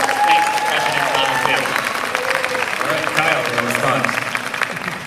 Okay, so there's a lot there. I'll try to make my response relatively short here. I don't think the way that we measure the economy, the metrics that are typically used by mainstream media, I don't think they're good metrics. I think they're absolutely terrible metrics. Okay, now remember, guys, this is the guy I told you to follow on YouTube. His name is Kyle Kulinski, and the name of his channel is Secular Talk. My opinion, you should all be listening to this guy, okay? He's the guy standing on the left, appropriately. I think that when you look at something like the unemployment rate, okay, I'll give him partial credit for that unemployment rate going down, but then you also have to give Obama partial credit for that as well, because he did dig us out of the hole of that Great Recession. But basically, listen, the point is, Donald Trump used to bring up this thing called the U6 unemployment rate. Now, the U6 unemployment rate is a more accurate reflection of what the real unemployment rate in the country is. I mean, I'm sure you guys remember back to the primary season, he'd be like, you know, the actual unemployment rate is really more something like 10%, 15%. You would always kick that number up because Donald Trump was kind of right. The way we calculate it is nonsense. So when you look at the real unemployment rate, I actually should say the official one is 3.5%. The U6 unemployment rate is 6.9%, so it's significantly higher than what's often touted by mainstream media. And you have to include the discouraged workers, you have to include the people who work on and off, and people who are part-timers who want to be full-timers. So there's this whole category called the underemployed, and that's another 22 million people. You have 8.6 million people officially categorized as working poor in this country. You have, this fact always gets me, I think it's incredible that 78% of Americans live paycheck to paycheck. 78%. That's nothing to write home about. And, thank you, yeah. And listen, half of workers make $30,000 a year or less, and 40% of Americans can't afford a $400 emergency. So actually, what I would have agreed with you on if you presented it this way is, man, Obama kind of sucked, but so does Trump. Number one, U6 unemployment is lower under Trump than it was under Obama. So even if I were to take your argument, U6 unemployment is lower. Number two, we have more job openings than we have actually people to fill it. Because of that, we are seeing wages go up, and I can prove it. So this is one of the most amazing statistics. Average income for under Bush, Obama, and Trump. So under 8 years of George W. Bush, average middle-class income, because you focus on middle-class earners, people that need money for an emergency, the backbone of our country, middle-class income went only $500 up under 8 years of President George W. Bush. It went up $1,000 over 8 years under Barack Obama. $5,000 in 2.5 years under President Donald Trump. $5,000. This is middle class. These are middle class folks. So, Kyle, you're going to find agreement that people are indeed still trying to get ahead in America. I'm not going to say we're living through perfection, but boy, has President Donald Trump created the best economy in American history, especially for middle class earners. And I'll say, you mentioned the working poor. So how does one help the working poor? Is it by taking money from job creators and entrepreneurs and risk takers? You might say yes. I would say no. I would say the best way to help people that honestly need the help in our society, and President Donald Trump has demonstrated this, is through a robust and booming economy. And that's why one of the most amazing statistics is the poverty rate. I mentioned that. The black poverty rate is the lowest it has ever been. Poverty is a holistic measurement of income, of debt, of likelihood to graduate high school. The entire picture, it's the lowest it's ever been in recorded history in the black community. And that's something really to be said, Kyle. I don't play identity politics, so don't bring up black or Asian. Just tell me what the actual rate is. Look, these are numbers from the federal government, perfectly fair. So how about this? How about urban unemployment is the lowest it's ever That's been? another word for black, Charlie. That's the same way. That's the same thing in a different way. You want to you say you don't want to play identity politics? Perfectly fine. These are numbers that are, by the way, published by the Congressional Budget Office. These are numbers, and by the way, Kyle, I look forward to you now supporting the complete and total deletion of the Congressional Black Caucus now that you're on record saying that you don't like identity politics. So, If free people want to by the sword, you die by the sword. No, let me say, because you brought that up. If free people want to associate and form whatever groups they want, that's perfectly fine. If free If people you want to use reference statistics, they should be able to use whatever statistics they want. Let me just say, the only thing I'll say in response to what you said is you like to bring up the average number. Jeff Bezos and I have an average net worth of $50 billion. Okay, I'll let you finish what you were saying, and then we'll go to Kyle. So you mentioned the tax cut, which I'm really happy to talk about. 22 million Americans, 22 million families, I'm sorry, so over 80 million Americans have an extra $1,000 in their pocket this year, thanks to the largest middle-class tax cut in American history. This is one of the most misrepresented pieces of legislation in our country's history. I have to listen to the Democrats time and time again say this just was a handout for corporations and a handout for the richest of these. That is incorrect. This is the largest, most successful middle-class tax cut in American history. Fact, a family of four with an annual income of $73,000, which is the median family income in America, saw a tax cut of more than $2,000, a 58% reduction in taxes, thanks to President Donald J. Trump. And so you care about middle-class workers.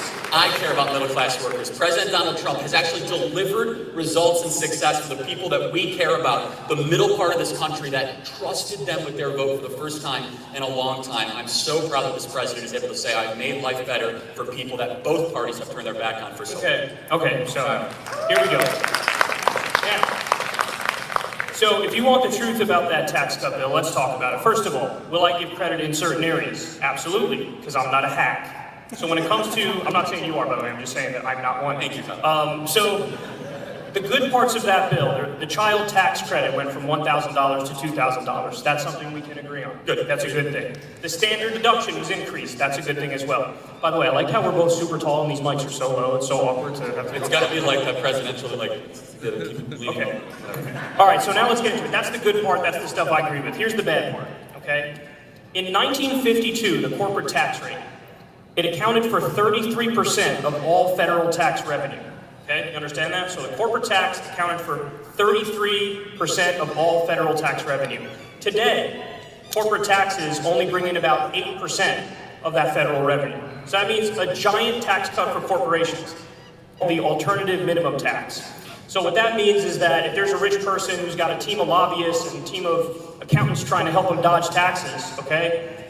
Let's say they get that rate down to 14%, their effective rate. The alternative minimum tax says, no, you have to pay a minimum of 25%. You can't deduct below that 25% number. This bill got rid of that because it wants the ultra-rich to take all the money and run out the back door. If this bill was not for helping the rich, then why is it that they took the estate tax, which only applies to people with goddamn estates, and they said, hey, $5.5 million is the line, how about we make that $11 million? So in other words, a tax that only impacted the rich, he said, well, let's cut that one quite a bit as well. And furthermore, and the most important point about this bill is that people making $75,000 a year or less will actually see a tax increase over a decade. So what happened was all of the tax cuts for regular people, all the tax cuts for you, they're temporary, but the tax cuts for corporations and the rich, they're permanent. I'll let you respond in the context, because we're going to stay on the economy, because you've both addressed a lot of the key points. But one point you don't even need to be here. We could just keep going. Yeah. But, one point we did not address is the deficits and the debt. So if you can just address that in your response as well. I mean, you're going to find no disagreement that the debt and deficit is one of the most urgent issues of our time. And look, President Trump has submitted budget after budget to Congress that would balance over 5 to 10 years. And look, Kyle and I will agree on this. One of the ways that we can balance our budget is ending these silly and reckless and morally objectionable foreign occupations of countries that we shouldn't be in. We can agree on it. And by the way, 2 things to this, done with an elite force of foreign fighters, thanks to President Trump's asymmetrical foreign policy. The leader of ISIS is dead in the last 24 hours. That's a thing that we should applaud. And by the way, that was done with an elite fighting force, no need for a foreign occupation. We can both applaud, the death of an ISIS leader that was totally and completely evil. And so, look, the debt and deficit, I'll tell you, we need dramatic spending cuts, and we need to, shrink the size and scope of government. We can talk about that at length. I think we're here tomorrow to talk about things that are happening in real time with President Donald Trump. I want to make 3 points on what Kyle said about the tax bill. Number one, Republicans in Congress tried to make the tax cuts permanent, and the Democrats objected to it, they filibustered it, and they never allowed it to happen. That's number one. So I agree that the tax cuts were not permanent for the middle-income workers, but it was the Democrats that prevented it from actually becoming permanent in the last 18 months. Number two, you talk about corporate tax rates and the percentage of the budget. Well, for those of us that understand and have studied the Laffer curve, we're actually seeing revenues go up. We have record numbers of revenues in the federal government go up because... And why is the deficit growing? Well, it's going because we're also increasing spending on ridiculous foreign occupation wars, something that I'm against. Okay, so we'll agree on it. We're increasing spending, but we're also cutting taxes. So I'm a big believer that we should cut taxes and cut government. So if you're going to... My philosophy is quite consistent. I think that it's better to get people's money when they earn it, it's not government's money to take it. But the second thing I want to make is that the corporate tax rate, as it was lowered, so it was lowered from 38% to about 22%, we're actually seeing compliance go up. So you cited the 1950s. So the 1950s tax rate was marginally ineffective, two different things, but it was over 90%, right? And No, I'm talking about the corporate tax. I wasn't talking about the marginal tax rate. Oh, you're not individual. Okay, I stand corrected. Then the corporate tax was what, 40%, 50% in the 1950s? But Right, it accounted for 33% of all federal tax rates. Right, so now we don't have the numbers yet in, but it was 8% last year. It's projected to exceed over 13 to 15% because now corporations are complying with the actual federal tax rates, because that's what happens when you lower the tax rates. Less people put their money overseas, and more people comply with the actual laws on the books. The third thing, I'm going to get into philosophy really quick. Respond just real quick. The effective rate went from 23% to 12%, so that's not true. The effective rate went down. You mean corporation or individual? Corporate. 12% for corporate tax rate? Yes, the effective corporate tax rate went from 23% No, I mean, to 12%. it should be 0%. Yeah, that's perfectly fine. That's a very unpopular position. Please proceed. And I'm happy to elaborate on it. This is a bigger philosophical point, and this is where Kyle and I will find no agreement whatsoever, respectfully. Is it our money or is it government's money? And that's a really important discussion to have, because you frame this as the creation of wealth is somewhat of a bad thing. I'm not going to try to mislabel what you're saying, but just because someone got rich does not mean anyone got poor. In order to get rich in a market society, means you have to employ people, you have to have a good idea, you have to voluntarily sell it over a long period of time, people have to purchase that product, you have to continue to prove yourself. Man, tell that to all the homeless people and hungry people walking around fucking my county. Where when he did that tax cut for the wealthy, he ripped all the programs away from all the poor. And they were suffering, man. They still are today. It's getting worse. The homeless situation's getting worse. This guy's living in a fucking bubble right here. You have to probably buy property or rent property. You have to get money flowing through the economy. Just because someone got rich does not mean they went around and stole the money away from people. Wealth creation in a market society. They absolutely did steal the money from government programs that were funding people like Meals on Wheels. And it's a long list of school programs, after school programs, all kinds of shit, man. Look into it, guys. They raided the fucking the economy for that tax break. Innovation, entrepreneurship, something that makes every single person in this room richer. So when someone gets rich in a market society, they did not pillage and plunder and get that money with putting guns to people's heads. Instead, they were creative, they were entrepreneurs, and they were innovative, something that should be rewarded. And so that's where the philosophical difference is. You look at wealth creation as something that might be bad. I don't want to mislabel it, but your preferred presidential candidate says billionaires should not exist. I believe that every single person in this room that is using an iPhone, that goes to Amazon.com and uses Google and Facebook, your life has been made better thanks to the profit incentive that only someone that can become a billionaire is. Yeah, but he didn't need to be a billionaire to make all those things. It's like he's trying to say that if it weren't for a billionaire, you wouldn't have a cell phone. Yeah, well, that guy would have still done what he was doing if he didn't have billions of dollars. He wouldn't have stopped creating. It's made possible. A market economy is the greatest, most assured way to create wealth for all people. Socialism is much more about hating the rich than helping the poor. I yield my time to Kyle. Now he's talking about socialism. I love it.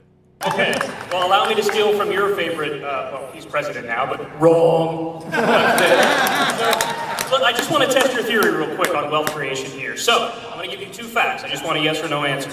Jeff Bezos has over $150 billion. There are 50,000 homeless veterans in this country. If you could take 1% of his money to end homelessness for veterans, would you do it? I hope he gives it voluntarily. I will not put a gun to his head. That's a no! I'll tell you why. First of all, that's a false choice.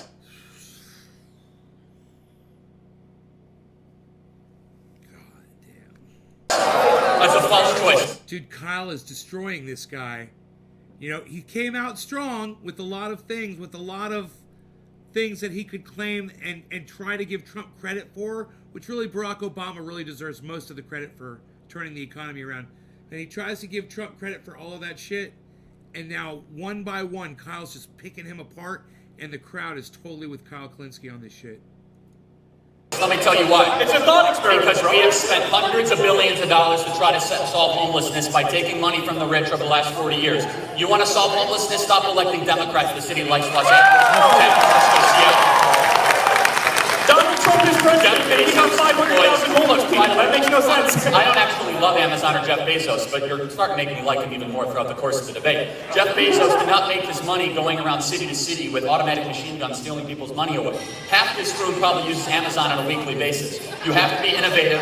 You have to be an entrepreneur. He employs hundreds of thousands of people in an extraordinarily competitive market. He did not get it by being a robber baron. That's how you get rich in countries that are socialist countries. Wrong. To get rich in a capitalist society, you must have a good idea. People must believe in that idea and continue to purchase that idea over a But long Charlie, period dude, of time. there's this thing called a social contract. Oh, And this it's is a good. very Let's talk- simple thing. When did I sign that, Kyle? I must have missed it. Okay, well, you can go live in Somalia where they have none. Good All luck. right, so you believe in the Soviet theory that all of us are nothing more than a collective. I disagree. I didn't say that. I said there's a social contract. Who do you think wrote the social contract theory? Well, I thought you liked the Constitution. I thought you liked our Right, founding the fathers. Constitution that talks about, this is so important. The Constitution actually rejected social contract theory. It said our rights come from what? From God, not from government. That government should not infringe upon your rights. The Constitution rejected coercive government action. The United States Constitution rejected the idea that actually the entire United States Constitution was a warning sign against having government come too much infringing of our rights. This is the actual philosophical debate of our time. Because Kyle, you look at the entire political kind of system and you say, okay, there should be more government action because we must look ourselves first and foremost as a collective. Therefore, Jeff Bezos, the only way he was able to get that amount of money was eventually try to exploit people over a longer period of time. I look at that and I say, wow, that is a beautiful thing that someone is able to create that much wealth for that many people. And guess what? And not pay his people a living wage until we forced him to. Hold on a second. We'll let Charlie finish and then you'll have a response. We'll move on. I believe in private collective bargaining. I also believe in a booming economy. We have more job openings than people to fill it. If people at Amazon are quite happy, when Alexandria Ocasio-Cortez said that Amazon's the worst thing in the world, she was responded to by Amazon worker after Amazon worker and said our wages are going up. We have wonderful living With Jeff Bezos standing right behind them. But again, I want to make myself perfectly clear. I'm actually highly critical of Amazon, and I'm really glad they didn't get the $10 billion taxpayer-funded contract for their company. However, I will take a definitive stand against the demonization of wealth creation in our country. Because But he's doing that. You're the talking question- to yourself. Well, your preferred candidate says billionaires should not exist. You know what that means, Charlie? Somebody could have $999 million and they're still really rich and they're Okay, going to be let's okay. talk about that. And we can give people health care and we can give people college. So let's talk about it. The rule should not be how do we not have billionaires. The rule should be how do we create $22 trillion of wealth in this country? Is it because we have the most people? No. Why is that tiny little bit of wealth so fucking important to this guy? Kyle makes an excellent point. If you've got $999 million, you're still fucking rich. And that one other million goes to help the homeless or the veterans or whatever, government programs, after school, whatever, Medicare for all? Who knows? Natural resources? No. It's because of a market economy that embraces risk-taking, entrepreneurship, and the individual. Countries across the world have tried everything from exploitation and stealing money away. India has more people. China has more people. The only reason China is able to get any sort of form of economic growth, they tried state-run coercion, is they actually embraced more market principles over the last 15, 20 years, despite the evil communist Chinese party. Kyle, here's the question I have for you. Do you believe when people create a certain amount of wealth, from Facebook or Google or Apple or Home Depot or Amazon, the companies that everyone in this room use, Coca-Cola on down, do you believe that's inherently exploitation, or do you believe they had to get that through voluntary transaction and enriching people all the way along the way? I don't believe it's inherently exploitation, but I also believe we need rules and we need referees. And I also think I see shades of gray where you see black and white, and your whole thing is like, oh, the free market is so great, it's so wonderful. No, hold on here, because I'm actually the real moderate on this, because I think sometimes the answer is the free market, and sometimes, yes, the answer is government. Government is not inherently evil either. Government has done a lot of good things. I mean, so look, but it shouldn't be controversial. If you believe in having the military, you believe in the government. If you believe in taking roads, you believe in the government. But right now, as things stand, we have a fourth branch of government. You'll agree with this. We have a fourth branch of government. We are the most regulated economy in the Western Hemisphere outside of some of the Western European countries. Federal Trade Commission, the Employment Prevention Agency, which is also called the Environmental Protection Agency. We have agency after agency, hundreds of agencies with unelected, unknown, and unchecked bureaucrats. And guess what? They favor the power of the well-connected, the few, and the rich that are able to afford the lobbyists. And you look at this, so Kyle, here's another question that I'm just always perplexed by. He wants to ask us a question, so let's let him No, I mean, it's fine. Okay, but let me close this point. So you say, Charlie, I look at things as the way they are. We right now spend over $1 trillion of our own money to regulate the economy. That's far too much money. The best regulation is competition. The best regulation is encouraging more entrepreneurship. The best regulation is empowering individuals to be able to compete against the big power brokers that you think that need to be disrupted. Okay, so let's move on to culture. One of the big parts of Trump's campaign was talking about political correctness. So Kyle, I want to get your thoughts on this. After a few years, how are we doing on that issue? Where do you draw the line? And generally, how do you think our political climate has improved or gotten worse since that time? I mean, honestly, right is that oftentimes they take this term of political correctness, and what they really want to do is use that as an excuse to say things that are factually incorrect. So when Donald Trump goes out there and he says, for example, like he did on the campaign trail, that we need a total and complete shutdown of Muslims coming into this country, that's not politically incorrect. That's just incorrect. You're just a dick, because there's like 1 billion people who are Muslims, and they're not all guilty for the sins of Al-Qaeda. So yeah, that's my take on it.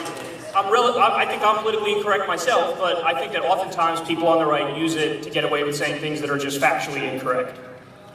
Charlie, so I guess the question is, are we more or less politically? I mean, look, it depends on where you live in the country. I mean, in California, it's perfectly fine to border jump or line cut to come into our country, but if you misgender someone, you could face prison time in California. So that's totally not true.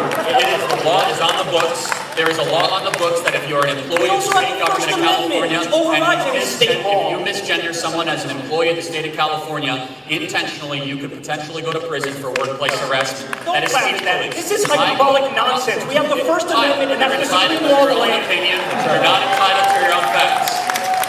I visit college campuses all the time. A lot of what you say is... You're so oppressed, bro. Go wear a diaper again.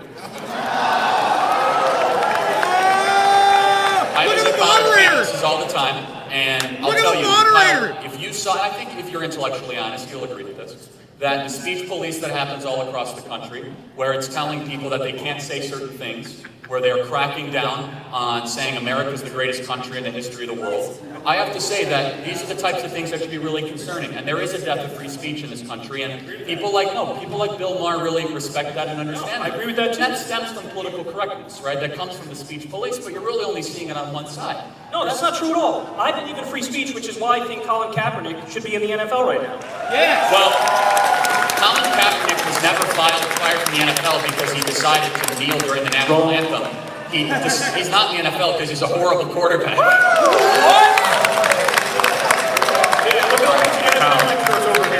If Colin Kaepernick was any sort sort of decent quarterback and not throw 14 interceptions and only 8 touchdowns in his last season with the San Francisco 49ers, of which they are now undefeated thanks to Jimmy Garoppolo doing a lot better than they were under Colin Kaepernick.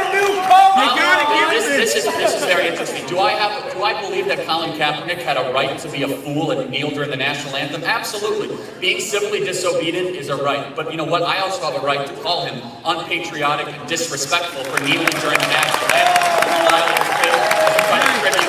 Excuse me, why is it that when left-wing people protest and when they dissent, all of a sudden it's unpatriotic and you hate America? Why can't it just be, no, these are my ideas and I think these would fix the country even if you don't agree? See, I'm willing to grant you that whatever you say, you actually are saying it because you want to fix the country. But why is it that you don't give lefties that respect? All of a sudden when there's somebody on the left, you think, oh no, it's because you hate America. That's why you're saying X, Y, and Z. Well, I'll tell you exactly why.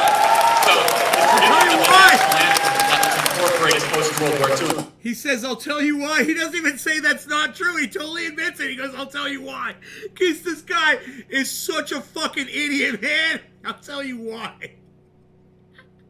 Kyle is standing there like, look at fucking Kyle, dude. Look at Kyle. Kyle's like, you're going to tell me why? You're just copping to that, bro? Did you understand what I just asked you? Oh, I love this. I'm going to tell you why, he says.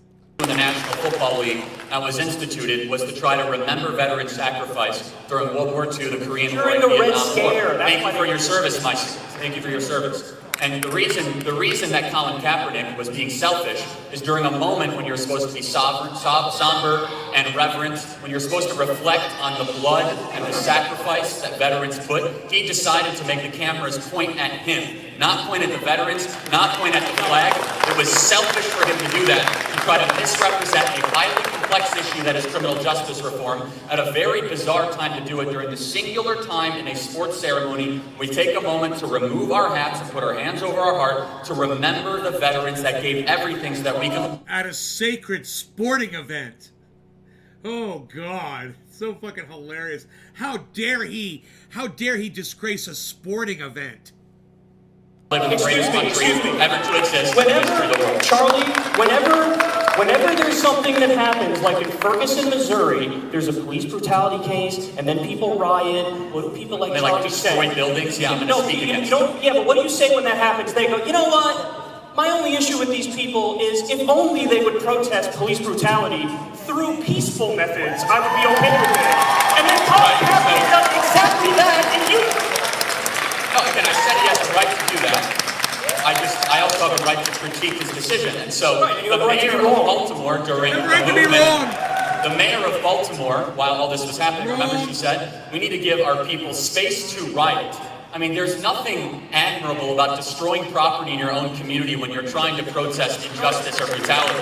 I'm not sure what kind of argument Charlie, is you the point? Right over your head. I agree with you. Rioting is bad. That's why I think what Colin Kaepernick did is good, because he's protesting through peaceful means. Of course. So, and I'm saying he was being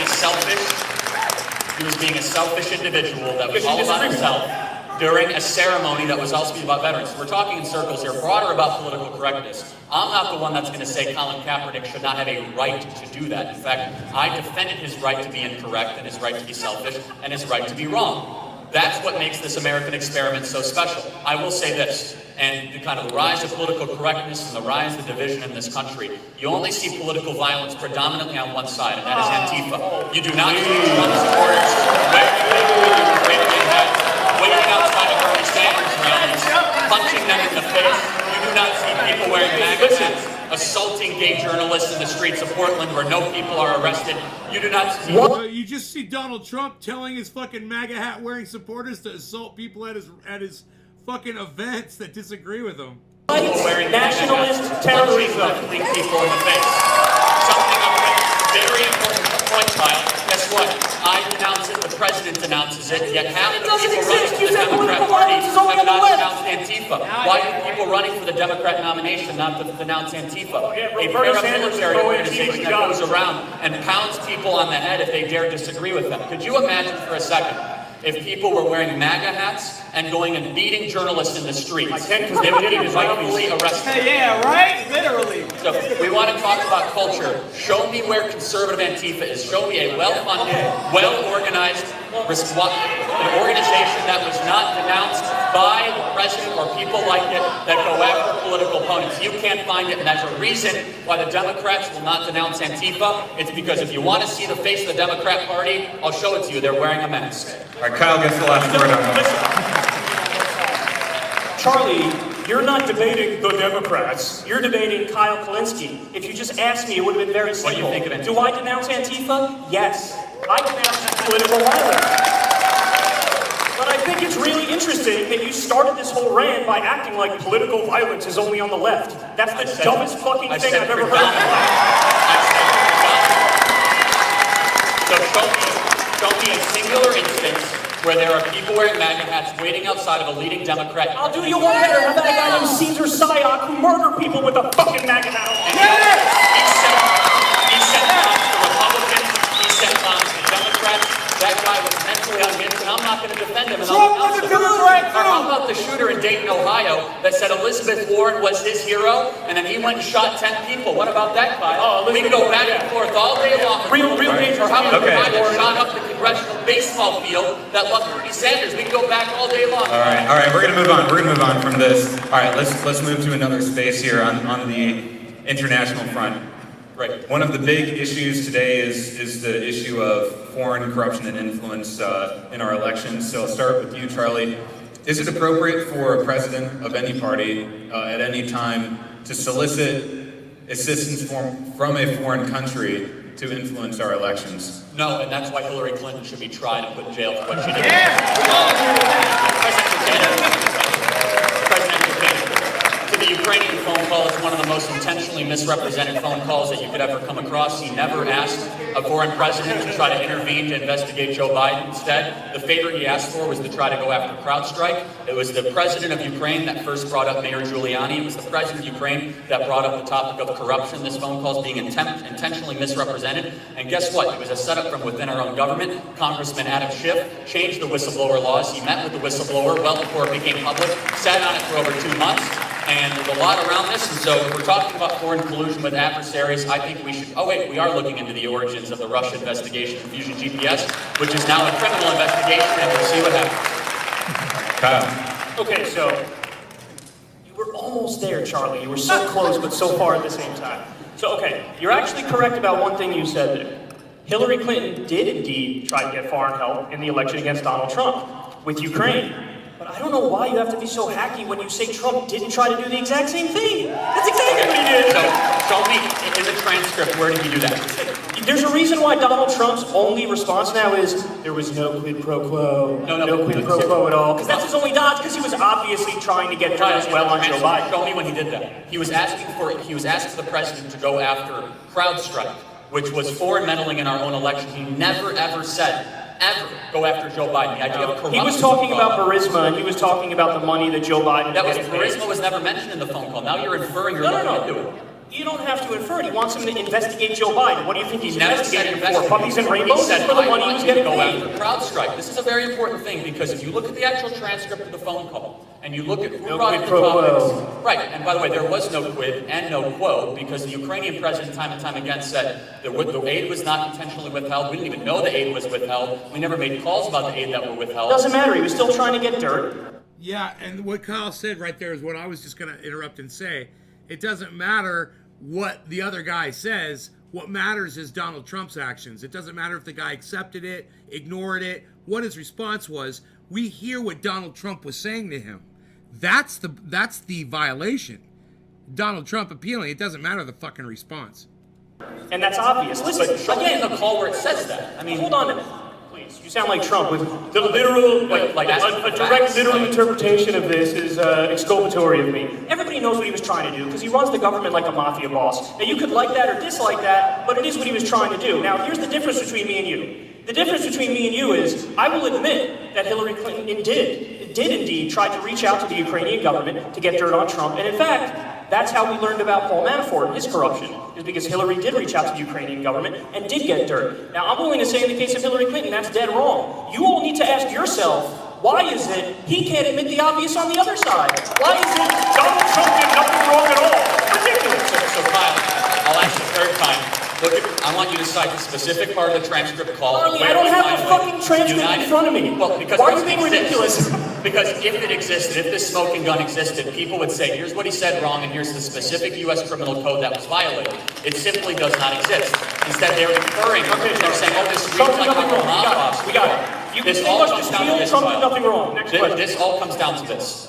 From spring of 2016, the media talking heads were floating out impeaching Donald Trump. Before he was even elected president of the United States, impeachment was ramped up. And Kyle, you totally and completely agreed with this, I know this, that there was something so suspicious and so immoral and so wrong what our own FBI and our own internal government did to this president to plant information, to use the Democrat National Committee to collude with foreign adversaries, to lie to a FISA court judge, and spy on a political opponent that you might disagree with. And I hope justice will finally be held with that. However, Kyle, I understand that there's pent-up anxiety and dissatisfaction with this president because he won an election that he wasn't supposed to win. However, that does not give you the license to misrepresent what he has done. And time again, the Democrats swing and miss. For 2 years, I was promised some sort of big, huge bellwether revelation of the Mueller report. Oh, Mueller is coming, $30 million taxpayer-funded investigation, and they found absolutely nothing. And what did they do as soon as the Mueller investigation ended?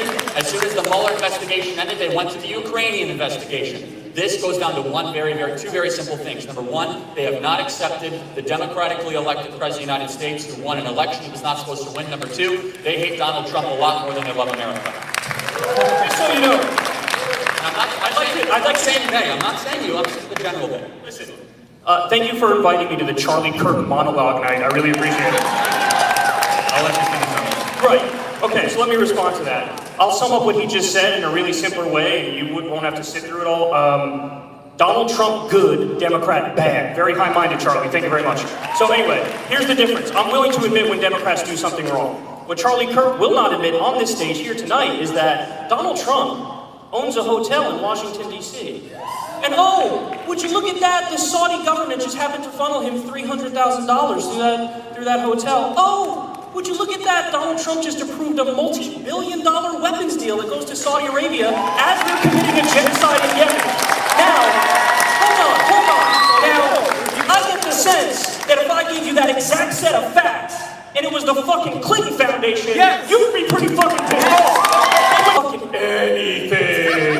So, all right, Charlie, I'll let you respond, but hold on, let me add another dimension to this because Not protest too much, I think, is how the old goes. So, this has been framed in the lens of corruption. Yeah. And so we've talked about what Biden's son did.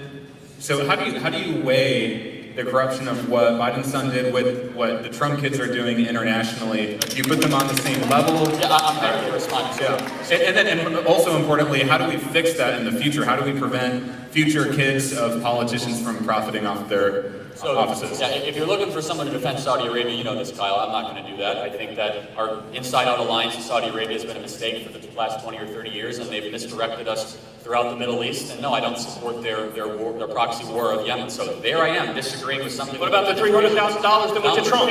I'm happy to respond to that. I think it's laughable, to be honest, when a guy has a net worth of $3.8 billion and has hundreds of millions of dollars going through his entire international organization, that somehow he's influenced by $300,000 at a DC asset hotel to approve a weapons deal. I mean, there you go. You're the conspiracy theorist if you think that's actually what's happening.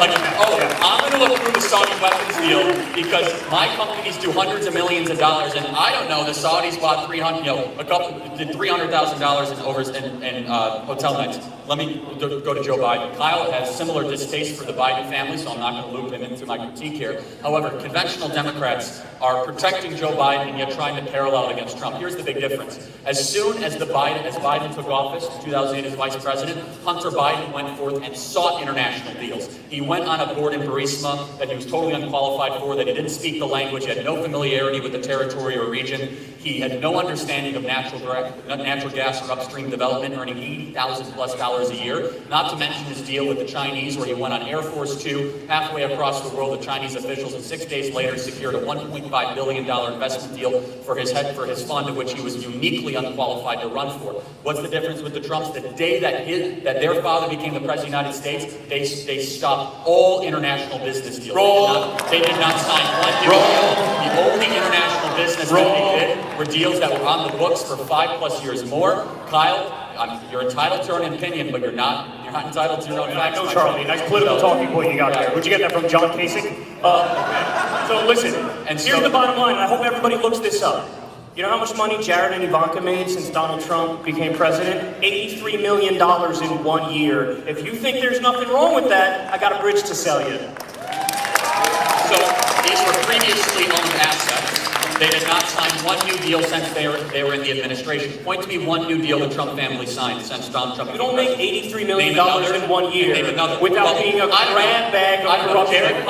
You know this. Called the Kushner companies that own some of the most valuable assets in New York. So that income was deals that were already signed and revenue streams that were already established. The Bidens, the big difference, as soon as his dad became president, he said, it's money time. He went to Burisma. He went to Hungary and did some very questionable legal deals that are just coming out right now. And he got $1.5 billion from our greatest enemy, the Chinese, into his own fund because he took the Chinese on Air Force Two halfway across the world. That is morally objectionable. If the Trumps went to China and came back with $1.50, the media would publicly crucify them. They have done nothing to deserve. So, as we respond to that, let's get to the second part of the question, which is how do we actually fix this? How do we prevent kids of any president, regardless of their political party? The way you fix this is you have intellectually honest people call out corruption where they see it, whether it's on the Democratic side or the Republican side. Somehow I can see it on both sides, whereas Charlie Kirk thinks Daddy Trump did nothing wrong. Look, I'll ask you again, Kyle. Show me one deal that they signed since they became president. My dude, I don't know if you're listening or not, but I said very clearly, Can you don't. Okay, are you going to let me talk? Just name a deal. Are you going to let me talk? You don't make $83 million in 1 year when Daddy is president as an oopsie. Right. So their income the year before that was $90 million and $95 million. They did business before they went into the White House, so they did not sign No. deals. This is the cute little trick. This is the cute little trick. Because as soon as I say, well, hold on now, it's proven that he took $300,000 from the Saudis while in office, he's like, oh, that doesn't count either. So whether they're in office or they're out of office, it doesn't matter, and it's not corruption. Well, isn't that fucking convenient? That's super convenient, isn't it? Here's the other thing that really fascinates me, and maybe you can explain it to me, Kyle, is that when you own international assets and you become president of the United States, are you just supposed to sell everything? Yes! Wow. So let's build out this argument. So you spent,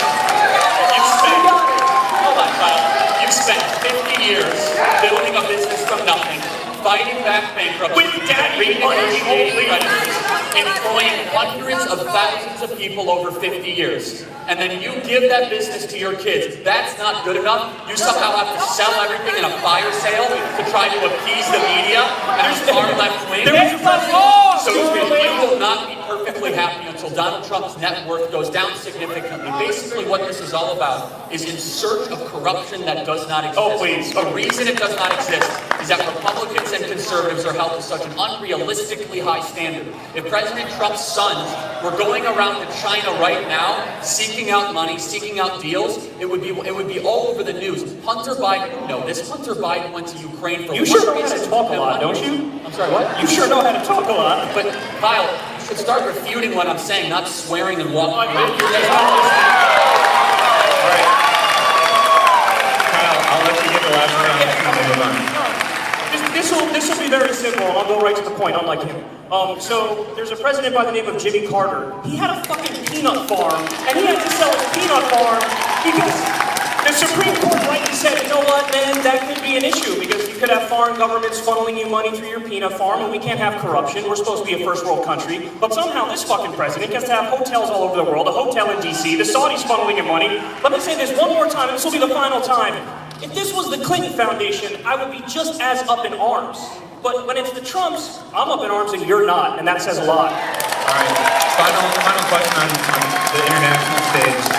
We talked at the beginning of this debate about the working class and the Rust Belt. Are we winning the trade war? Depends. Look, I think one of the longest lasting and most important legacies of this president is reorienting our entire foreign policy towards our greatest enemy, which is the Chinese Communist Party. Both parties, Bush and Obama together, had a bipartisan agreement to try to continue to allow China to dump products into our country and hack our cyber grids and build Confucius Institutes on our college campuses while middle America was continually disenfranchised. And guess what? There's going to be I believe, a very good deal struck on trade with China very, very soon. And China has been screwing the world for so long. They have the world's second biggest economy, yet they're still classified as a developing nation. They're allowed to pollute unrestricted without any sort of oversight whatsoever. And this president, I think there's a lot of bipartisan agreement. I think you'll agree with this, Kyle. Reorienting our entire foreign policy and our entire national conversation against the rise of China. And guess what? I totally stand with the people of Hong Kong, unlike the National Basketball Association that just wants to continue the money flow from China coming in. And so look, I think absolutely, and we've already seen President Trump renegotiate NAFTA, yet Nancy Pelosi refuses to move USMCA through Congress. We've seen President Donald Trump sign a historic trade deal with Vietnam, sign a historic trade deal with Japan. And guess what? I'm a big believer in bilateral trade deals. I think the Trans-Pacific Partnership, my goodness, NAFTA, TPP, all this stuff should be blown up and done bilateral trade deals one by one, and that's much more long-term sustainable than just having these globalist type, trade deals that benefit the rich, the few, and the well-connected. All right, Kyle. The question was about... Are we winning the trade war? Yeah, that's a complicated question. You have to look at the net job loss or job gain. And there are some specific industries that did well as a result of the tariffs that Trump put out there. I think the steel industry is doing better as a result of that. But then there is this other backlash effect where other industries are hurt by it.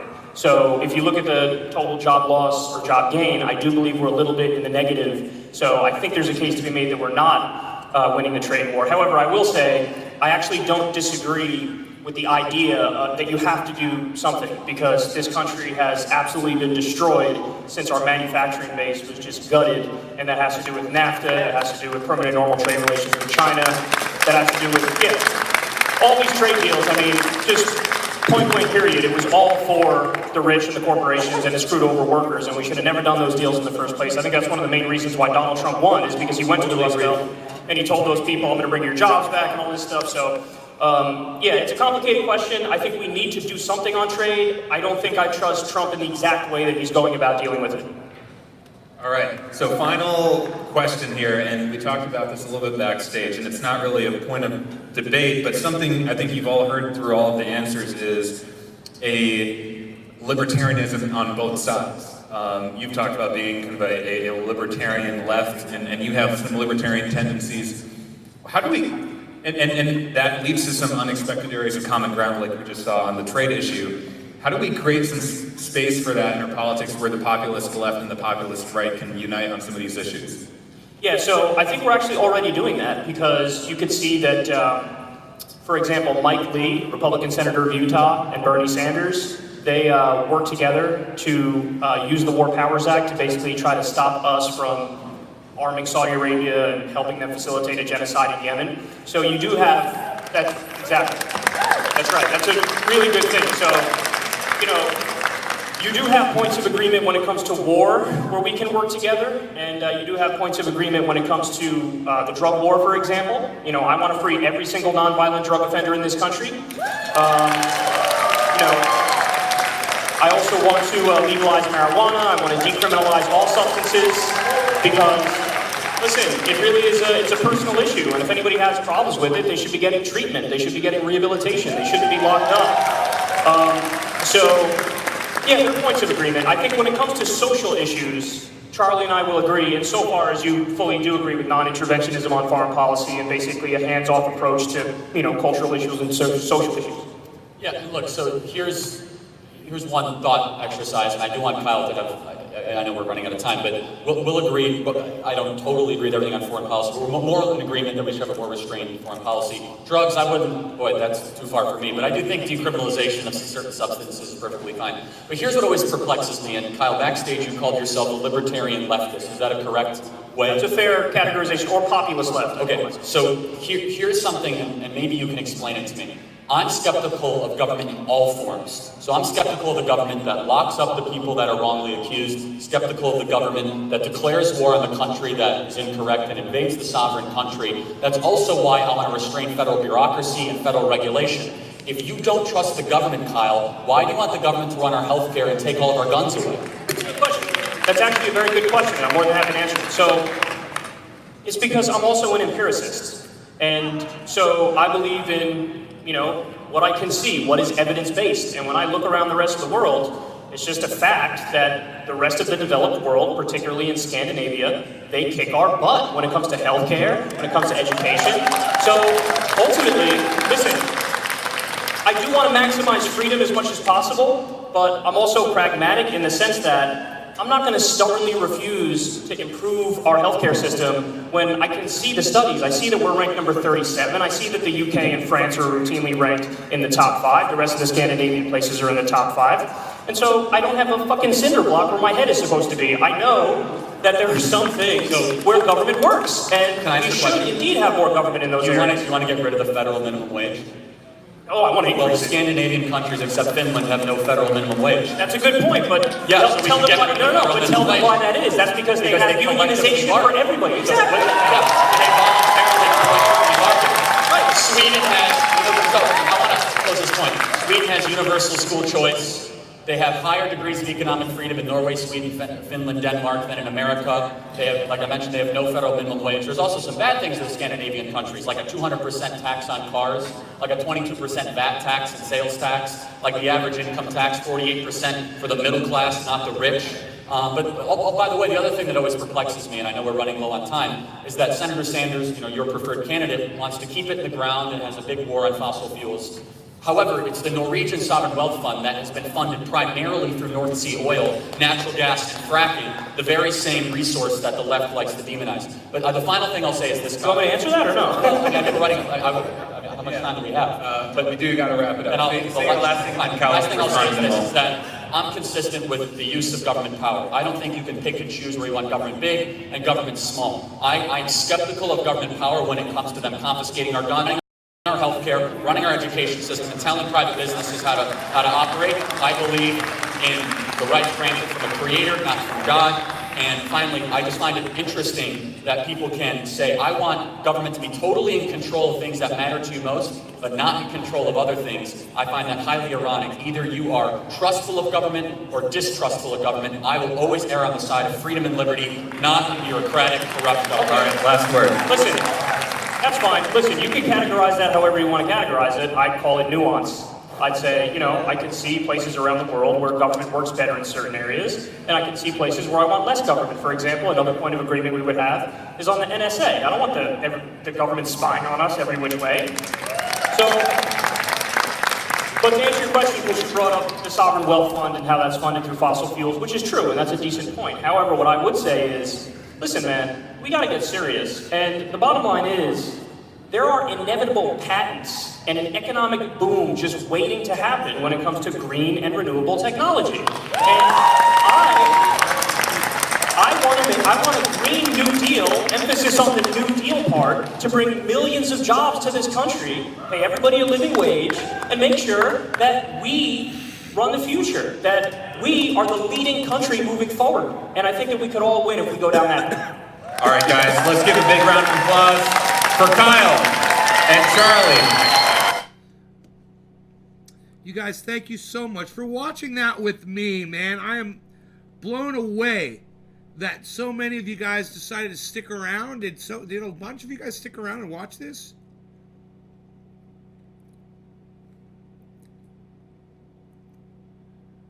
Let me check, man. It says that can't be 36. Does that say 36? Goddamn right. Goddamn right, man. I can't believe so many of you guys stuck around to watch that debate. I literally made myself a little breakfast. I sat down and I ate while I listened to it. It's exactly what I was gonna do if I turned off the show, and I figured, yeah, I'm having a great one. I think I'm gonna make me a splash of coffee and hang out with you guys a little bit longer, man. David C. Baker's here. He likes when I go long, and fuck it, man. Let's, let me get some cafe. Clean up a little bit. Let me clean up this mess. Got a little mess here. I'm gonna clean up. Where's my puppy? Look at my puppy. Look at my puppy. I see my puppy.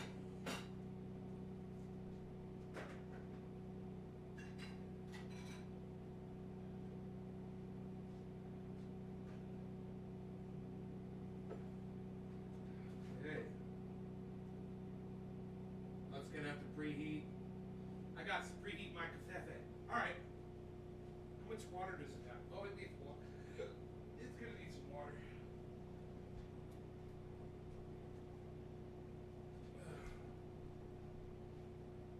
Let's do that.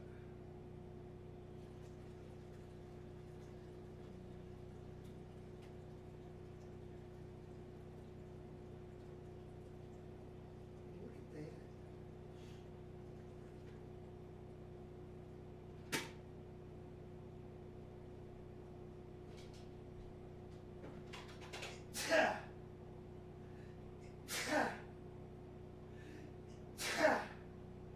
God damn.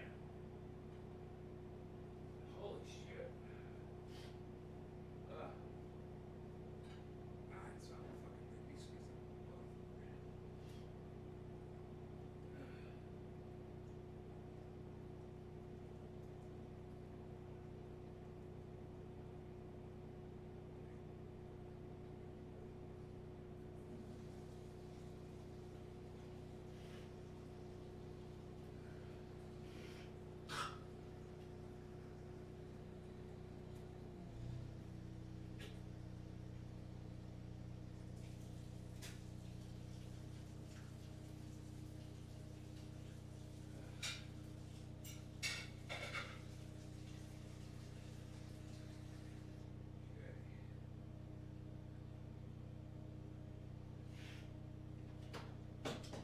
Hello. Hello.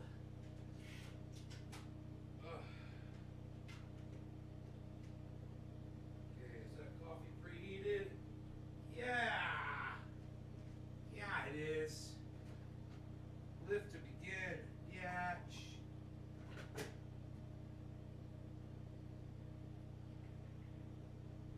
Whoa, that. Oh, wait, what am I doing? Go there? Oh, what am I doing? That's not going there. Holy shit, man, I'm losing my mind. These are recyclables. These could have been. This garbage right here. This goes in here with this amazing. Yes, yes. A little bit of mold, never killed anything. Real nice. Lot of mold, yes, mold does.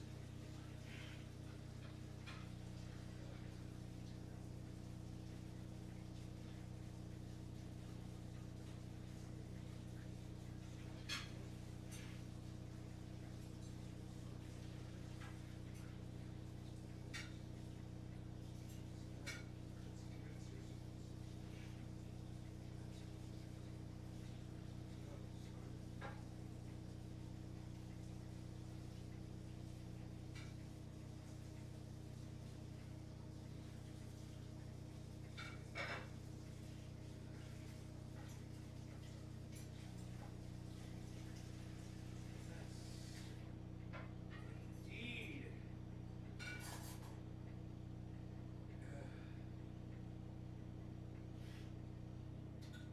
Oh, beautiful.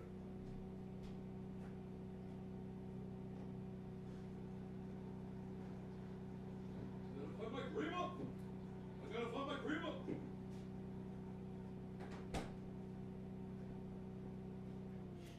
Okay. Okay. All right. Yeah. Yeah. Yeah.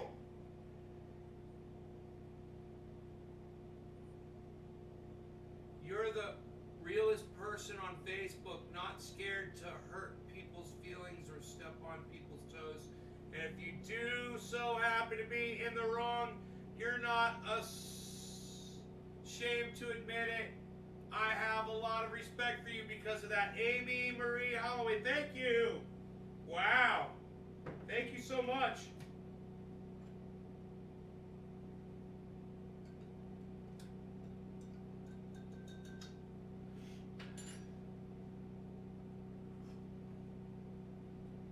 This coffee is perfect. This confetti is perfect. Perfect. This confetti is perfect. This confetti is perfect. This confetti is perfect. This confetti is perfect. Perfect. Perfect. Perfect. Perfect. Perfect. This coffee is perfect. This coffee is perfect. Perfect. Perfect. Perfect. Perfect. The coffee is perfect. This coffee is perfect. Oh my God, this is good. You're high, so if we see you flying around, it's you.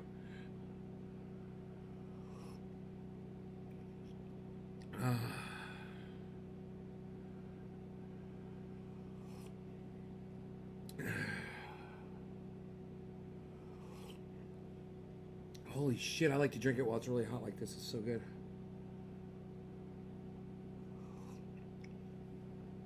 Man, what if they turn the power back on? There's no fucking wind. Where's the wind?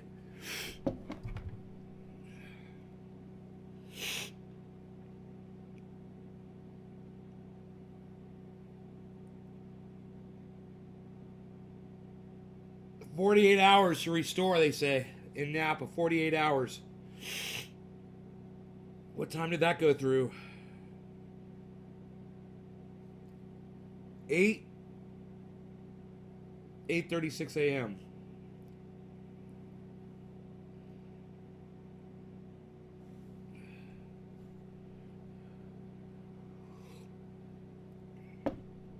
Okay, so let me see. Well, you know, a good place to check. There's some of these Facebook groups, you know, for what's going on with the power. But 48 hours, fuck, dude. I'm gonna have to fucking shut my power off.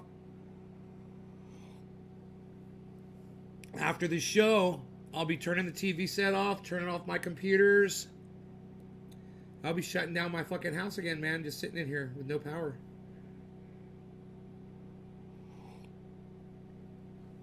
Just me and my little puppy with no power.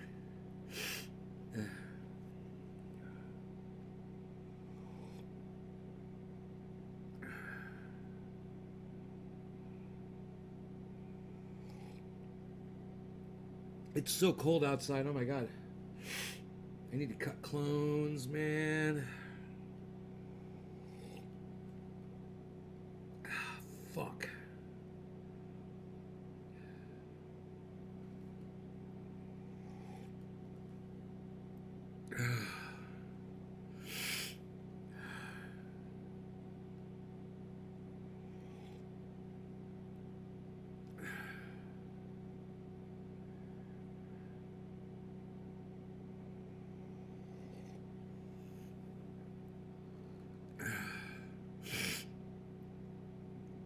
How is the richest state struggling for power? They're not struggling for power. They're shutting the fucking PG&E, shutting it off, dude. It's such a stupid fucking observation. People say the dumbest shit. I swear to God, man.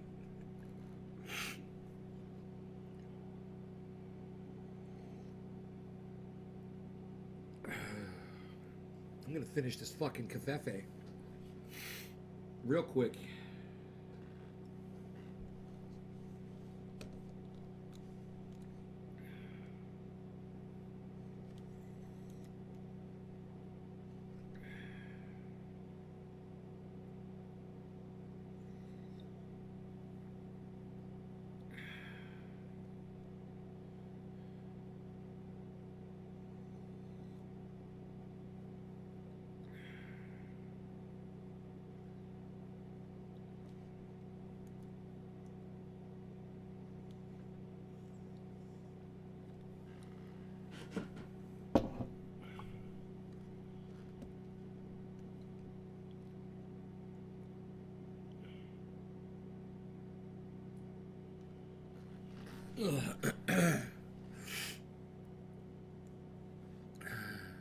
Thanks, Carson.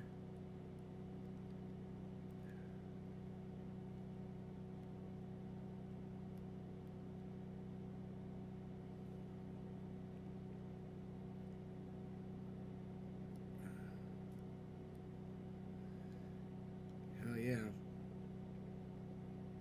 So tasty. So tasty. It's tasty coffee. I hope you guys enjoyed that debate. I'm going to move on here. I'm going to turn off the generator and do some things. So thank you so much for watching. No law regarding cannabis. And I'll see you on the next one, guys. Bye, y'all.